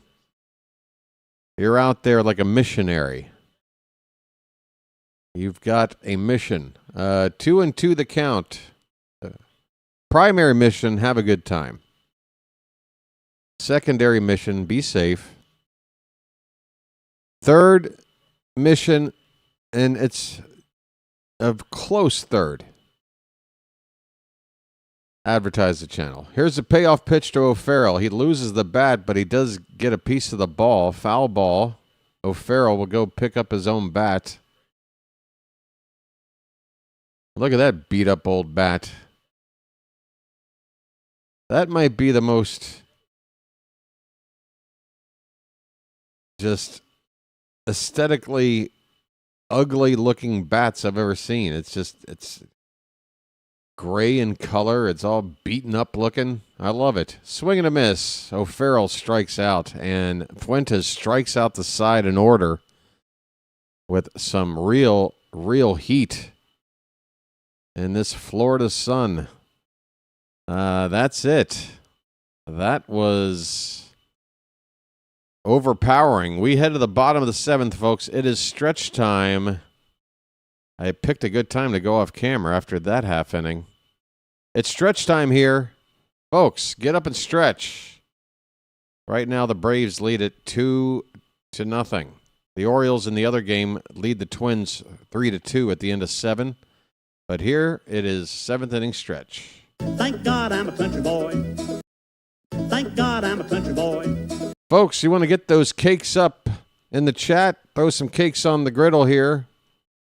It is 7th inning stretch. Thank God I'm a country boy.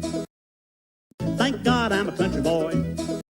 Checking in on that other game, 3-2 going into the 8th inning. The Orioles have the lead on the Twins. Kjerstad with a 2-run homer. Rutschman's 1 for 3. Alonso is 1 for 3. Nate George came in and pinch ran and scored in Alonso's place. Taylor Ward is 0 for 2, but he drew a walk. Blaze is 0 for 3. Mayo is 1 for 3 with an RBI. He's hitting .421 in the spring. I mean, the hitting for Mayo looks great. I mean, enough to where I am willing to tolerate some questionable defense. I just don't want it to be costing us games early on. It's just so important for this team to get off to a good start. And if 8 guys in the lineup can hit, then I want to concentrate on defense. Or even 7 guys. I mean, Cowser, if he's not hitting, Mayo, if he's not fielding, I'd rather, 8, 9 spots in the order don't have to have an 850 OPS. You feel me, folks? Leody Taveras is 0 for 3. Tyro Estrada 1 for 2. And Wahiwa Aloy went 1 for 2, scored a run. A lot of those guys are now out of the game with the backups in. All right. Bateman is out for a second inning of work. He threw 20 pitches in his 6th inning. And on a 1-0 pitch, the batter fouls it away. 1-1 the count. The Braves have finally made changes. And I got to figure out who's up now in order to relay all the information. Pitch is outside. If I could remember where we left, and this is why you keep a score card, folks. Like a real announcer keeps a scorecard for this very reason.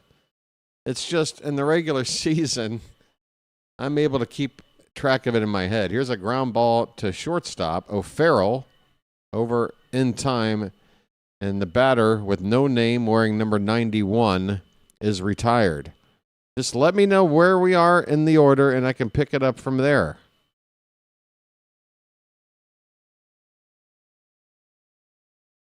Give me a name.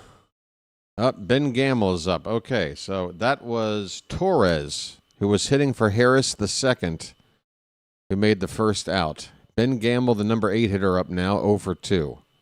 All right, that's all I needed. Now I can do this. Gamble and the number 9 batter Wisely up to follow in the 7th. They started the game. They're probably getting their final at-bats. The remainder of this lineup has changed, except for the catcher, Drake Baldwin. He's still in. Foul tip at the plate. It's 1-1 on Gamble. So here are the changes for Atlanta. Leading off at shortstop, it's now Heel over Dubon. Again, Baldwin batting second is still in the game for now. Groshans at first base for Olsen in the 3 spot. Verdung in the cleanup spot for Riley. Hartman in left field for Yastrzemski in the 5 spot. Carey in for White in right field. Here's a pop-up on the infield. Second baseman waving off the first baseman to make the catch. That's Lo Ray, a new Oriole fielder in the game, making that catch. Man, we've got some seriously, low A ball guys in this game at this point. This is rookie league stuff. So Carey in right field for White, and then again Torres, who pinch hit to start the inning for Harris, is in center field. Wisely, with 2 down, nobody on, getting his 3rd at-bat of the day. He's 0 for 1. He must have walked his other time up. He has a count right now of 2 balls and no strikes from Boston Bateman.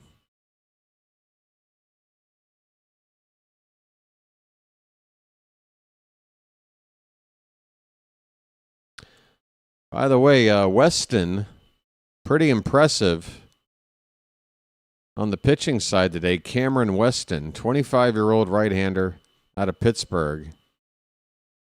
All he did today, there's a called strike, 3-1 on Wisely.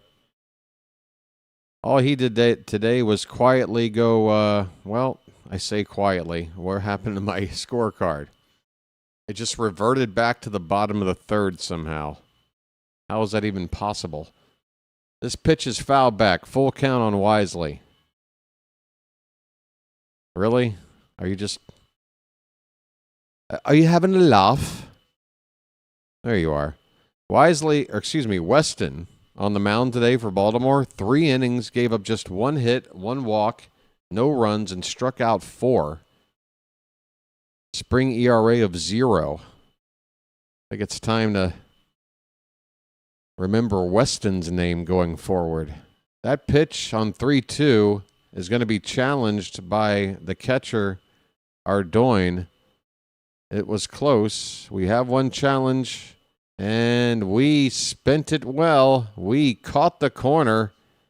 That is not ball 4, folks. That is strike 3 for Boston Bateman, and that'll end the inning.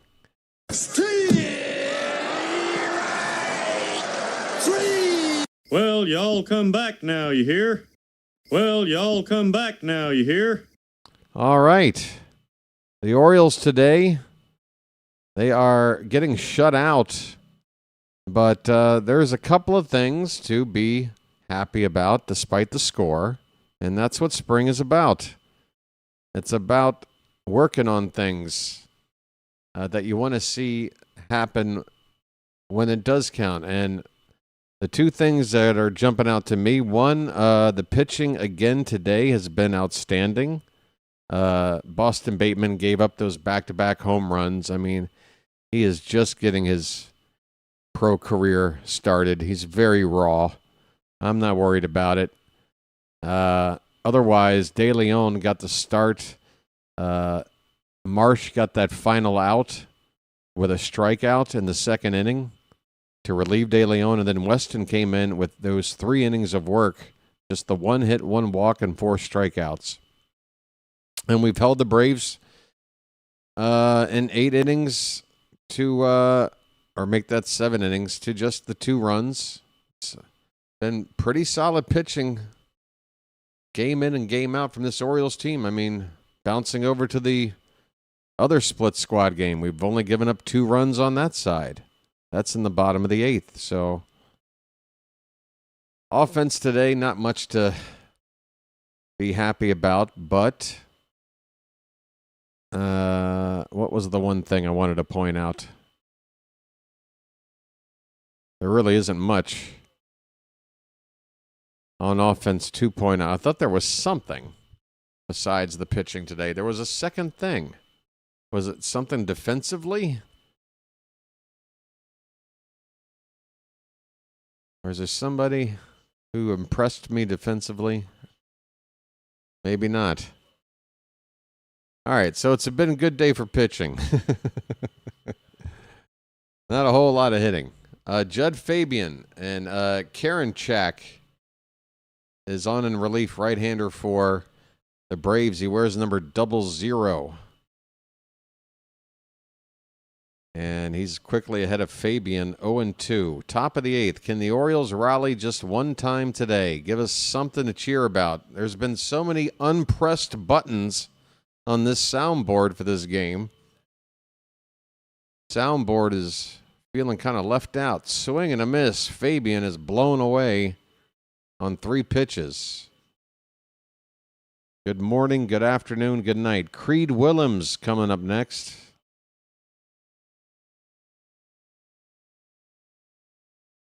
Creed Willems. In our organization, he's got the thickest head of hair. That's for sure. Big cut and a miss by Willems, strike 1.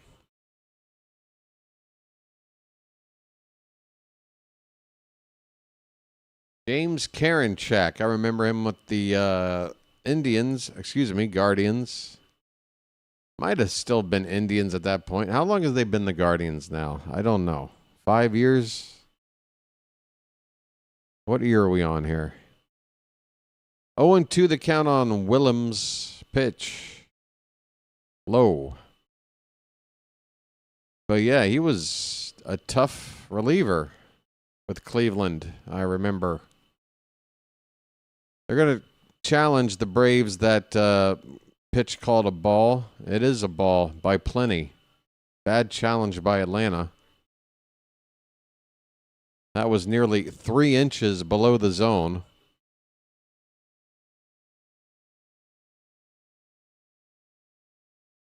The count is 1-2 on Willems. Pitch. Swing and a miss. Yeah, what a waste of a challenge. I mean, just blow him away with some gas. So what if it was 1 ball, 2 strikes? I tell you what, if anyone ever used a challenge in that situation when it counts, that would have to qualify as the worst use of a challenge. Silas Ardoin is up. 2 down, base is empty. We're running out of outs. Just 3 years for the name? Is that all? So is this the start of year 4, I guess? Okay. 0-1 on Ardoin.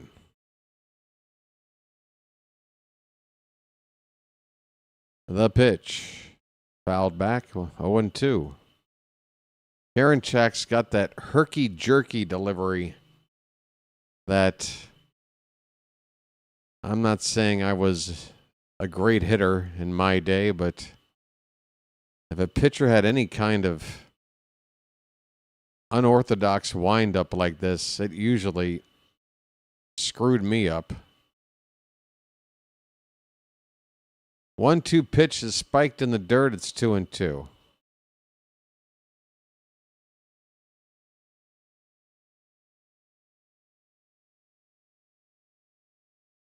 Kinman is going to look it up. Here's a ball hit on the ground. Third base, nope. Shortstop. The two nearly run into each other, and the ball bounces out of the glove of the shortstop. So some lack of communication there on the left side of the infield is going to allow Ardoin to reach base with 2 down. Heel, the shortstop, is going to get charged with the error, but it's kind of tough. He was certainly distracted there.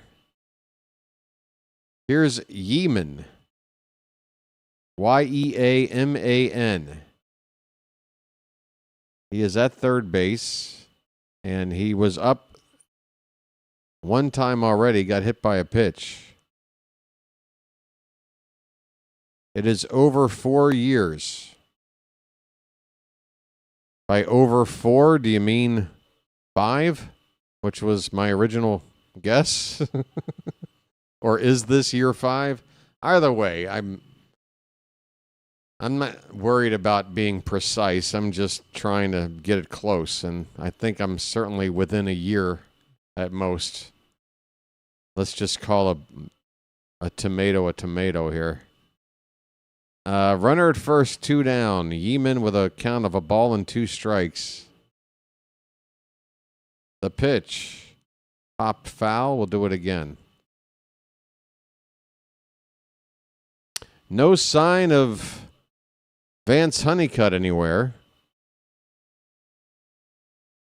Hello, Scott. How you doing, buddy? I'm checking to see if Honeycutt's on the roster on the other team. I don't see his name. So he didn't travel with either squad. Neither did Ike Irish. But Vahiva Aloy did, though. 1-2 to Yeaman. Pitch. Spiked in the dirt again. It's 2-2. 2 down, runner at first. Come on, let's do something. I'm going to hit the bugle, folks. I can't help it. Come on.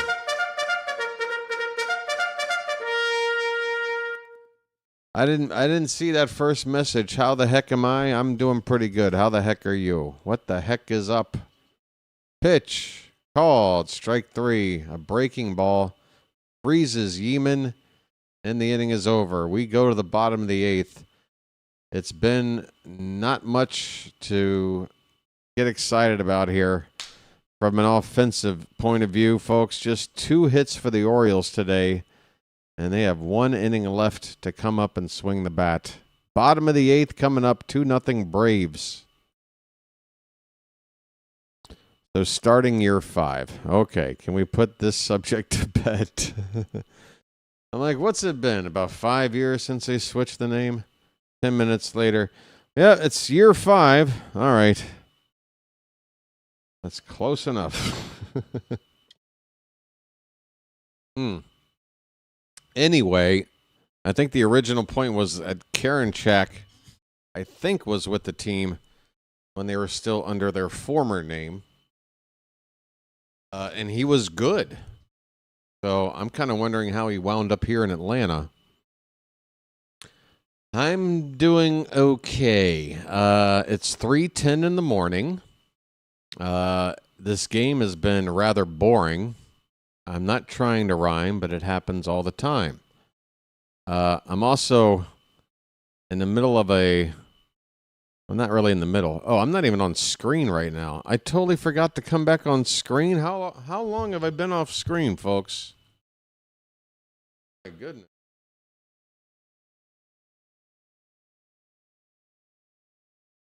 Yeah, the World Baseball Classic underway, starting a day or two ago. I'm going to be calling 2 days a game.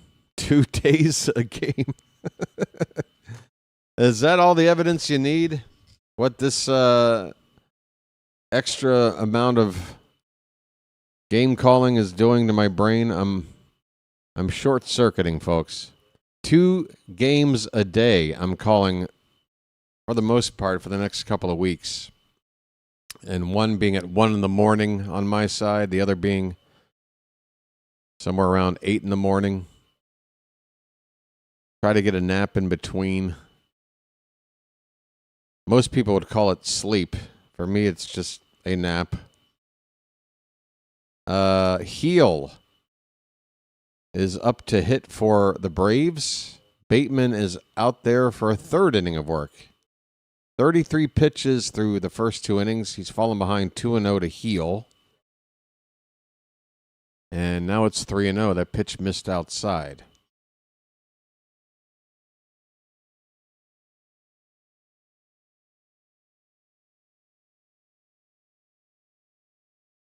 Rio up and in, ball 4. A 4-pitch walk by Bateman. You don't like to see that, no matter what the situation is. All right, let's get back on the camera here. They want to see you, BW. How you doing, folks? Bottom of the 8th. Runner at first, nobody out. Burgess, the batter, takes outside. Bateman has missed 5 straight, and that will induce a visit from the catcher, Ardoin. Going to try to calm down the big kid. Bateman is what, 20 years old? Look at this dude. Are you kidding me? Let me check.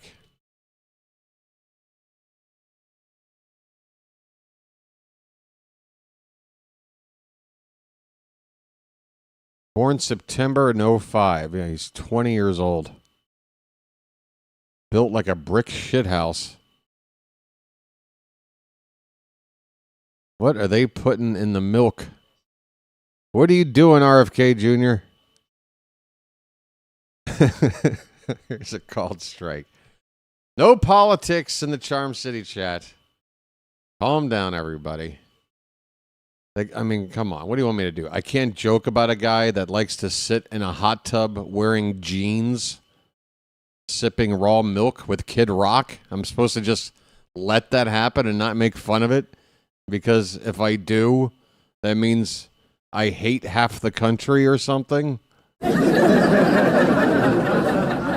Swing and a miss. Burgess has a count of 2 balls and 2 strikes. You crazy Americans with your politics, I tell you what, you used to be able to laugh at yourselves along with the other side. I remember sitcoms and sketch comedy shows being able to parody whoever might be in office or the opposing side or whatever. Like, everybody fair game and everybody laugh. Everybody make fun of the suits in Washington, right? Isn't that how it used to work? Here's a base hit in the left field. The first 2 men have reached. Boston Bateman is laboring here in his third inning of work. I think it's time to end the day for him. I don't want to see him get lit up here. They might have a pitch count to build him up. I'm sure he's going to be in the rotation for whichever level he's going to start the season in, but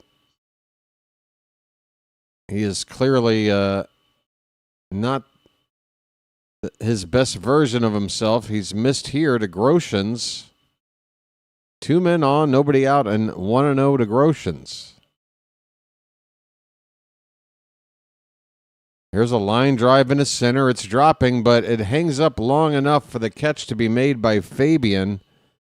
And that worked out well because he was sprinting in, and by the time he caught it, the runner at second had no chance to tag in advance. So still first and second with 1 out. And now a ground ball can get us out of this little jam.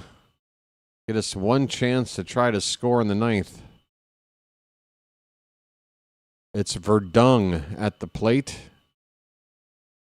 V-E-R Dung.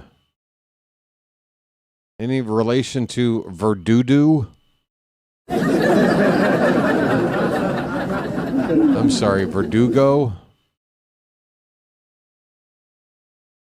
I get the names mixed up sometimes. This could be 2. Here's a tapper to second. A step on the bag for 1. Over to first. 2. BW calls it a double play.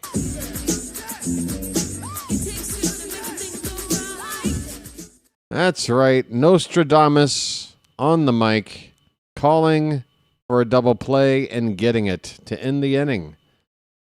Bateman gives himself a chance to get into trouble and work himself out of it. He did give up 2 runs over 3 innings on 3 hits and a walk, struck out 1. Couple of home run balls, but nice experience for the young 20-year-old big kid Boston Bateman. We go to the top of the 9th. The Orioles have 1 more chance to get on the board. If not, come all the way back from this 2-0 deficit. It's going to be Reed, Trimble, Sanchez, and Huff. Trimble. The law offices of Trimble, Sanchez, and Huff. Wow, the Charm City chat has absolutely just fallen dead. Never seen it this dead. Kinman, I'm happy to see you again, buddy. But what did you do, man? Did you cut a fart? Did you cut a gasser? Did you clear the room? What did you do? Come on, own up to it. Own up to it. I apologize for Baltimore. I apologize for Baltimore. There's Fire Shard. How you doing, buddy? Pretty sure the Orioles beat the Twins. They did. 3-2 final now. So that spring record now 7-6-1, but if we lose here, it's right back to 500. Dietrichens got credit for the win despite having the worst pitching line of the day. Funny how that works, right, folks? He blew the save. He blew the lead. Then the offense took the lead back in the next frame, and he got the win. Isn't it funny how that works? All right, we're in the 9th. Reed Trimble, first pitch, and a line drive to right field. That's down for a hit, and I think it could be 2. Trimble's got the legs for it. Here comes the throw. Trimble is in there, sliding. A leadoff double. Just what the doctor ordered, folks. Are we going to wait to the last possible moment to do something? Now's the time. Splish, splash, I was taking a bath. Come on, folks.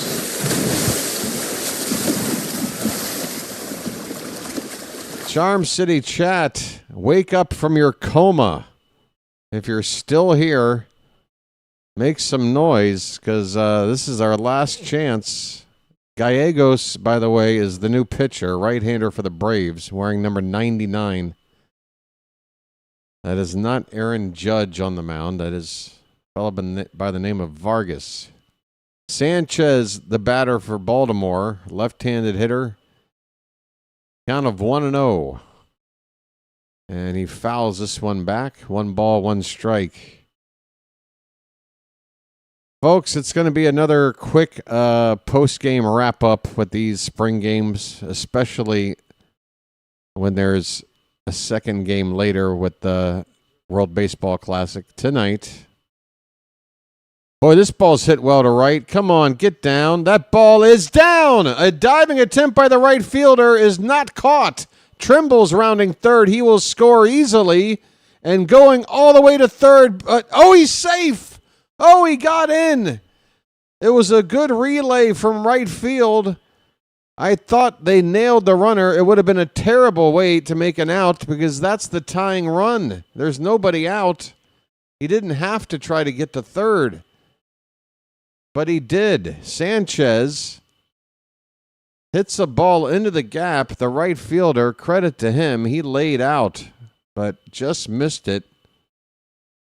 Sanchez just got into third. I'd like to see a replay on that because that was close. Either way, the Orioles, folks, we're on the board and the tying run 90 feet away with nobody out. Sam Huff at the plate, folks. It's magic.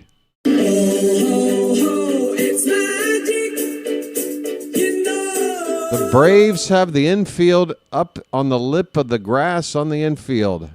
0-1 is up and in. 1 ball, 1 strike. Come on, folks. We're leaving it late.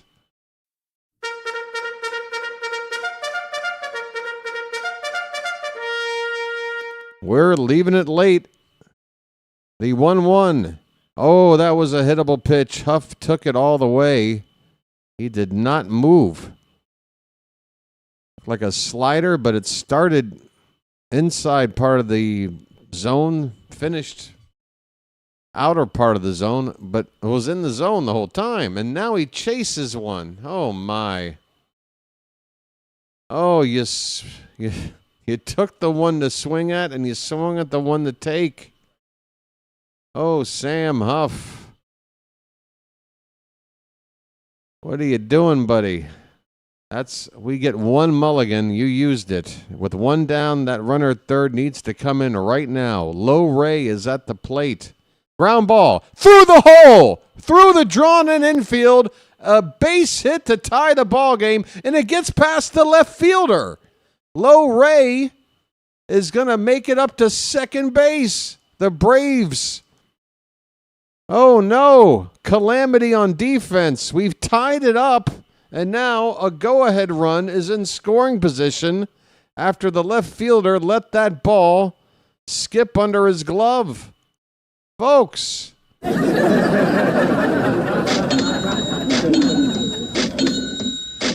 a 2-2 ball game. Griff O'Farrell at the plate. 1 down. Go-ahead run at second. The pitch. He takes a called strike.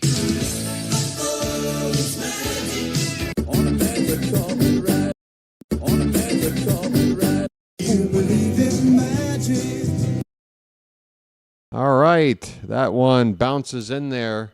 The count is 1-1. Do I see Book Doc over here in the vertical chat? Book Doc, that's your opening comment? I haven't seen you in months. I sound down? I mean, okay. I'm sorry if my energy level isn't to your liking, Book Doc, but I'm doing okay. If you're worried, I'm okay. The count is 2-1 on Griff O'Farrell. Pitch is a called strike. It's 2-2. 2-2 ball game, top of the ninth. If we want to win it, we got to get the run in here. There's no extra innings in Grapefruit League play. The Braves have a chance to walk it off no matter what we do. But let's try to get one more run in here. 2-2 pitch. Hit on the ground. And that's to shortstop. O'Farrell is retired, but the runner at second goes to third. That go-ahead run now 90 feet away with 2 down.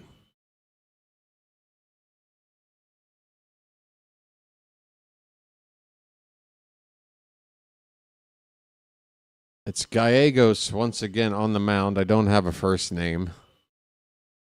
Infield now playing back with 2 away. Fabian at the plate. The pitch, slider, breaks off the plate for ball 1. 2-2 ball game. We're going to hopefully at least tie here. After looking like we were going to get shut out just a couple of minutes ago. That slider is in there. 1-1.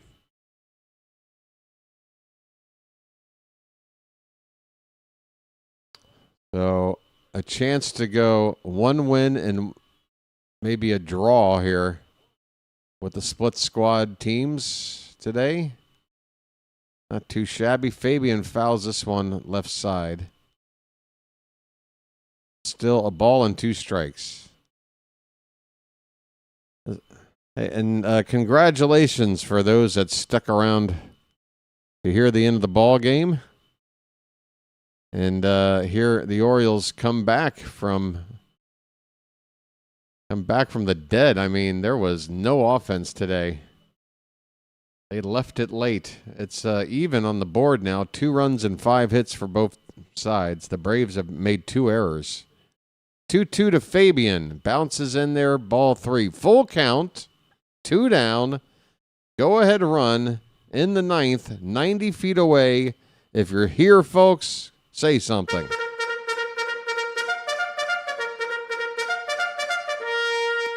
If you see something, say something. If you hear something, if you're here, say something. This one's foul back. It's 3-2 again.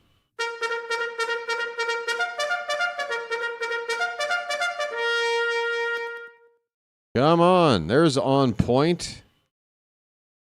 Show me a pulse, Charm City chat. Show me a pulse, why don't you? The payoff pitch. Fouled at the plate. Oh my, we'll do it again. This game suddenly got a little bit exciting. Just a little bit. We're going to get another 3-2 pitch. Gallegos from the belt. Catcher setting up on the outer part of the plate. And what is that swing? And how did he not get a piece of it? Oh, my. What a terrible, terrible strikeout by Fabian to end the inning. And, yeah, no chance to win now. Best case scenario, we tie. We do rally, though, for 2 runs in the 9th after being shut out through 8 innings. And we're going to the bottom of the 9th, trying to hang on for a tie, folks. 2-2 ball game. Oh, my. On point. Said something. See, because it says something. You see what he did? Did the literal thing.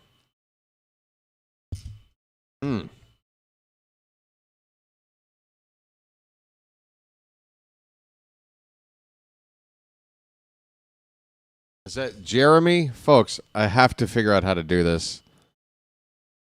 Terrible. Terrible. Just terrible. I got to figure out how. But I don't want to. I mean, it can be done. I can arrange things to be able to see the vertical chat and the horizontal chat without having to squint or lean over.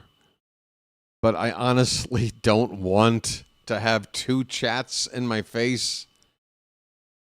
So I don't know. I think this is what I'm going to do.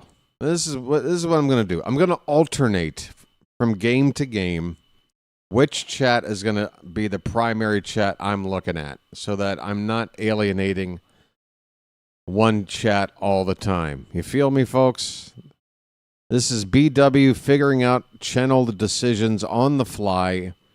Live on stream. Can you believe you are here for this moment?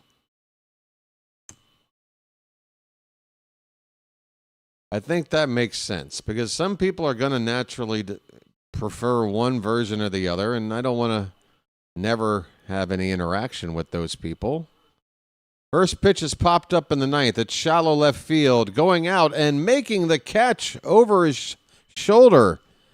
That's Griffo Farrell making a nice play to get the first out. Pham is on the pitch for the Orioles. Spelled like Tommy Pham, but it's not him, thank God. That guy's a douche. So 2 more outs to get to earn a tie here. Carey, the batter. First pitch is a strike. There's probably been other changes in the ball game since the last half inning, but I'm not even looking at the box score anymore, folks. We're just trying to get 2 outs and leave with a tie after looking like we had a loss on our hands. And I will take that to the bank.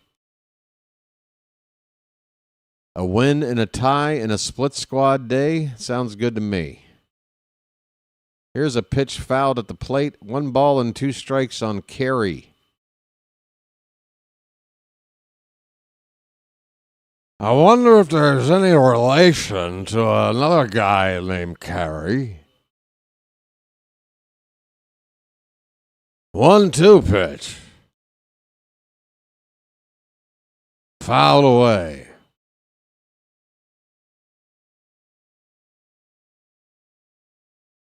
It's another beautiful day at the ballpark. Carey up the plate.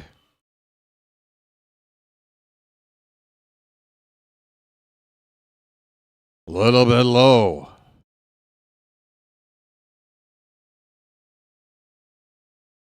Hey, Arnie.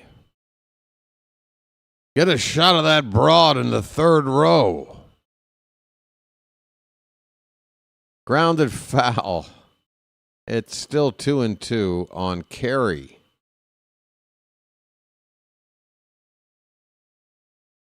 One out in the bottom of the ninth. The Braves have a chance to walk it off. They don't. It'll be a tie.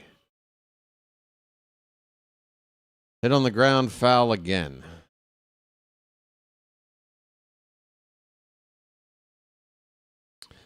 That's right, folks. I got to use spring training to practice my Harry Carey. And I do need the practice. I would, on a scale of 1 to 10 on what I'm capable of, that was like a 5. In general, it was like a 2. I need a little bit of work. I need a little bit of work on that. 2 balls and 2 strikes on Carey. The pitch. Swing and a miss. Down he goes.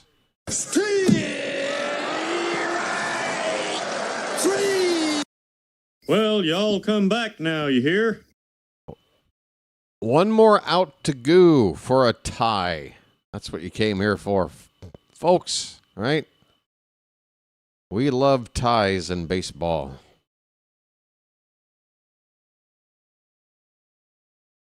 Called strike to Tornes, hitting in the 7th spot in the Braves order. Left-handed hitter.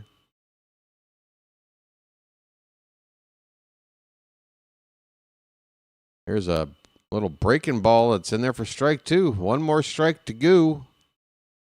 Come on.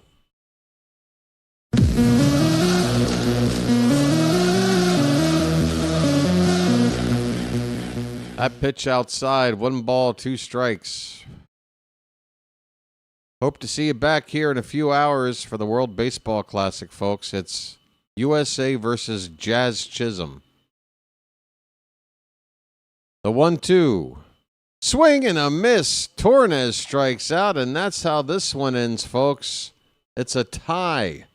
The Orioles get 2 runs in the final frame to make it a 2-2 affair. And this guy, Pham, with a couple of strikeouts, pretty impressive here in the 9th inning to keep it at 2-2. That's how this one ends, folks. It's weird. Do you play this for a tie? I don't know. I think you do.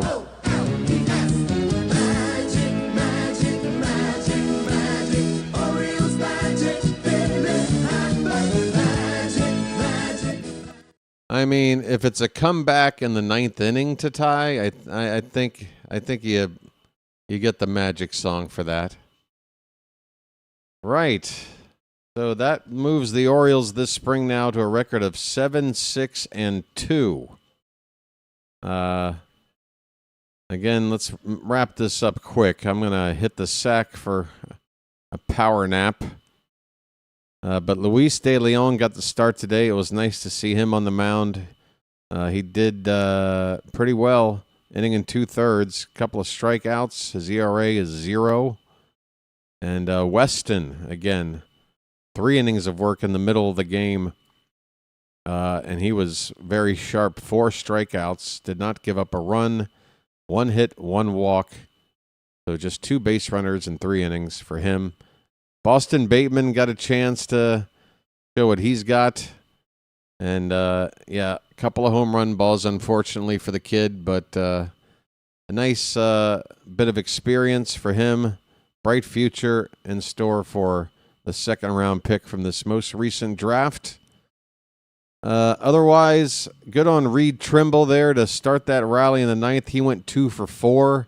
The only batter to get more than 1 hit in this game. Ike Irish, by the way, did come into the ball game as a pinch runner for Trimble, and he was one of the 2 runners to cross the plate. The first of the 2 runs. I did not catch that. Did somebody mention Ike Irish in the chat? So Ike Irish was with the team and got into the ball game as late as one possibly could, pinch running in the 9th and scoring one of the 2 runs. Sanchez had the big RBI, and as that hit in between, that middle hit to get that 2-run rally. Low Ray with the RBI knock to tie it up. And there you go, folks. The starters, Sammy Basayo had a hit. He's hitting .375 in the spring. Nobody else in the starting lineup had a base hit. Just Trimble and Basayo. So 2 runs, 5 hits, no errors for Baltimore. 2 runs, 5 hits, 2 errors for the Braves. There will be 1 game tomorrow. It's going to be against Toronto. I should know who's starting it, but I don't. If you know, I'll give you 10 seconds to type it into the chat, but I'm trying to think. Is it Shane Boz's turn, perhaps? Kyle Bradish? I feel like I haven't seen one of those 2 guys since before the weekend started. So I'm thinking one of those 2 guys. Maybe Bradish is due to go. Rogers? Hell, I don't know. Somebody's going tomorrow. It's not Eflin. It's not Dino. He's with the Team Israel. By the way, when is his turn to pitch for them? I'm not going to look it up now. I need to go to sleep. Okay, that's going to do it for me, folks. I'm going to take a look and see if any of my buddies are streaming right now. And if they are, I'll redirect you that way. In the meantime, we got the likes up to in the mid-40s. If you haven't hit the like button already, please do on your way out. And you don't have to run out. I am going to try to redirect you. Let's see if there's somebody streaming right now. I know JJ's been streaming his butt off. Oh, wow. Brazil versus Italy? Okay. Dr. Delay. I'm going to send you over to Dr. Delay. He's got World Baseball Classic coverage right now. Brazil against Italy. I have no idea where they're at in the ball game or what the score is, because all the scores up on my screen now are MLB scores. I have to Look that up, and I'm not in the mood. You'll find out in a minute. So stay tuned. Say hi to Dr. Delay for me. Give him a like. Give him a subscription if you haven't already. It's free. He's got a nice channel going. We got the 3,700 subscribers during this game, folks. Thanks to the new subscribers. Thanks to the mods for helping run the chat. Yeah,